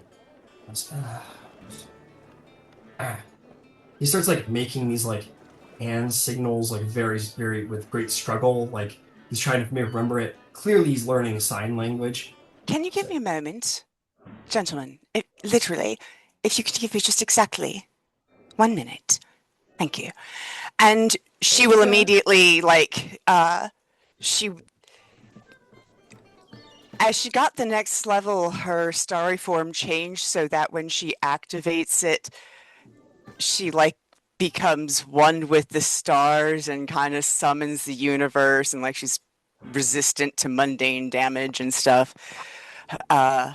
So basically the way she's going to work this little 1 minute ritual is she's going to pull out that really awesome map of Bahamut that she has, and over the course of the minute she's going to pull him out of the stars, and this mighty dragon is going to go roaring through Wyatt's chest and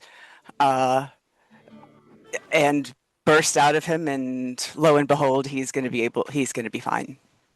Got it. You become the avatar of space and starlight and time. You defy physics and become an ethereal being of starlight and summon forth the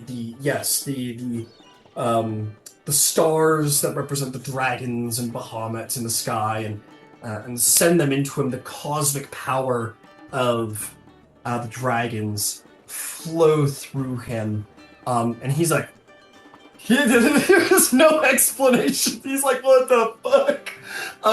He fully is like freaking out. These dragons like fly through him. You see the wound after all of it's gone and the light returns as you've like fully Gandalf the sky to darkness in a localized area and stars and cosmic power. As that all ends, you do see that the scars on the throat are gone, along with maybe another nick or two here and there across him. And he's he kind of looks around a little, like, what the fuck happened, kind of on his face.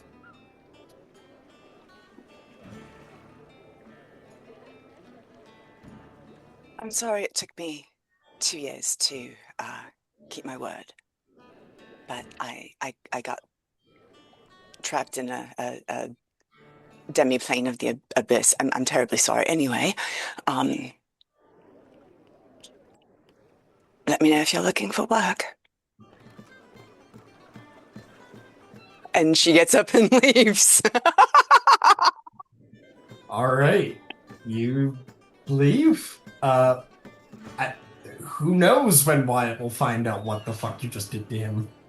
As there was no explanation, and he had probably had a lot of people promising him things about his life when he lost his voice, and you take off, and he just kind of goes back to the house and will continue to believe that he's a mute until such a time as he maybe accidentally spurts out a couple words. As nothing was explained at any point by Yvaine. She just showed up and hit him with the cosmic power of dragons and said deuces.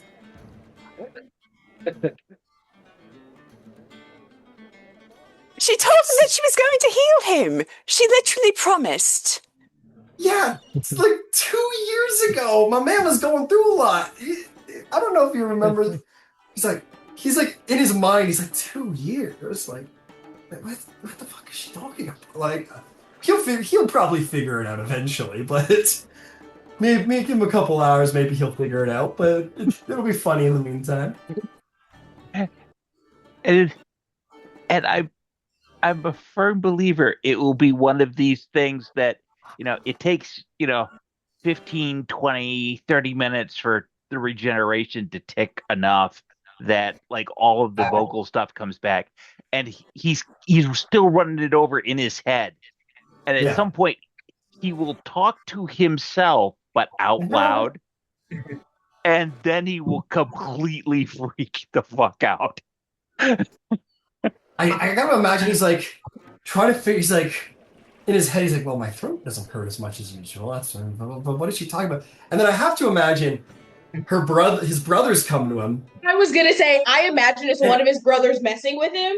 Yeah, for sure. Like Antero and boys. Yeah, everyone comes. He's like, "Yo, what happened, man? Like, did she like propose to you or something like that?" And he's like, "Oh, come on! Like, I mean, hey, we all got preferences, man. If you like pink elves, like, I don't fuck off."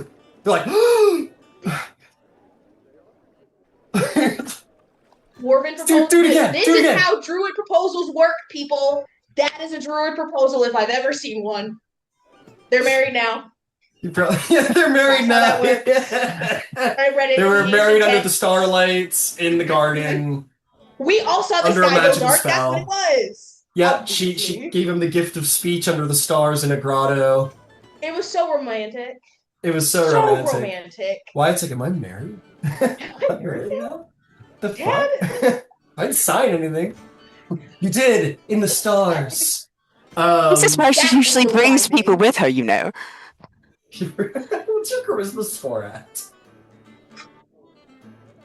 I don't know if it's high charisma or low charisma to just not say a word and summon the night sky and the cosmic power of dragons and then leave immediately. I don't know if it's high charisma or low charisma. I feel like it's high charisma. That's a high charisma move. Feels like Big Riz, yeah. Yeah, that feels like Keith Riz, for sure. Yes. Yeah, why it's like, oh, am I in love? I think I'm in love. Well, but also, they knocked on the door to the estate, showed Antero, the oldest Andegarde, that she only had one eye while he was still frozen. She just kissed his cheek and moved on. And it was like, hey. Yeah, moved on. Could you summon Wyatt to the garden, please? And then just glides out like an ethereal little moon elf. And everyone else is just like, what just happened? Did everybody else see that? Everybody else saw her, right? Dude, you totally got married. I heard this about the Ashar. I heard this. They get married under the stars in like a garden or some shit. I don't know. You're married now. The gift. The stars were the something borrowed. Yeah, the stars were something borrowed. And something old. And the voice is something new. See? Kind of. It out. Wyatt's married. Yeah, Wyatt's married. Wyatt's married now to Yvaine. Finch is gonna have a time. Yeah, you're now Yvaine Andegarde. Wyatt is married. I like it. Great. We're all getting married to Andegardes. That's what's gonna happen. God, that's the next arc of the campaign. Start of the campaign. Welcome to The Bachelor. My sons need wives. That would be a Andegarde. terrible pairing. That would be a terrible pairing. Like, what? What is this? A long-lost fire genasi daughter? Who would have guessed? That's crazy! What the? She just got back from boarding school. That's crazy! Oh no. That's insane!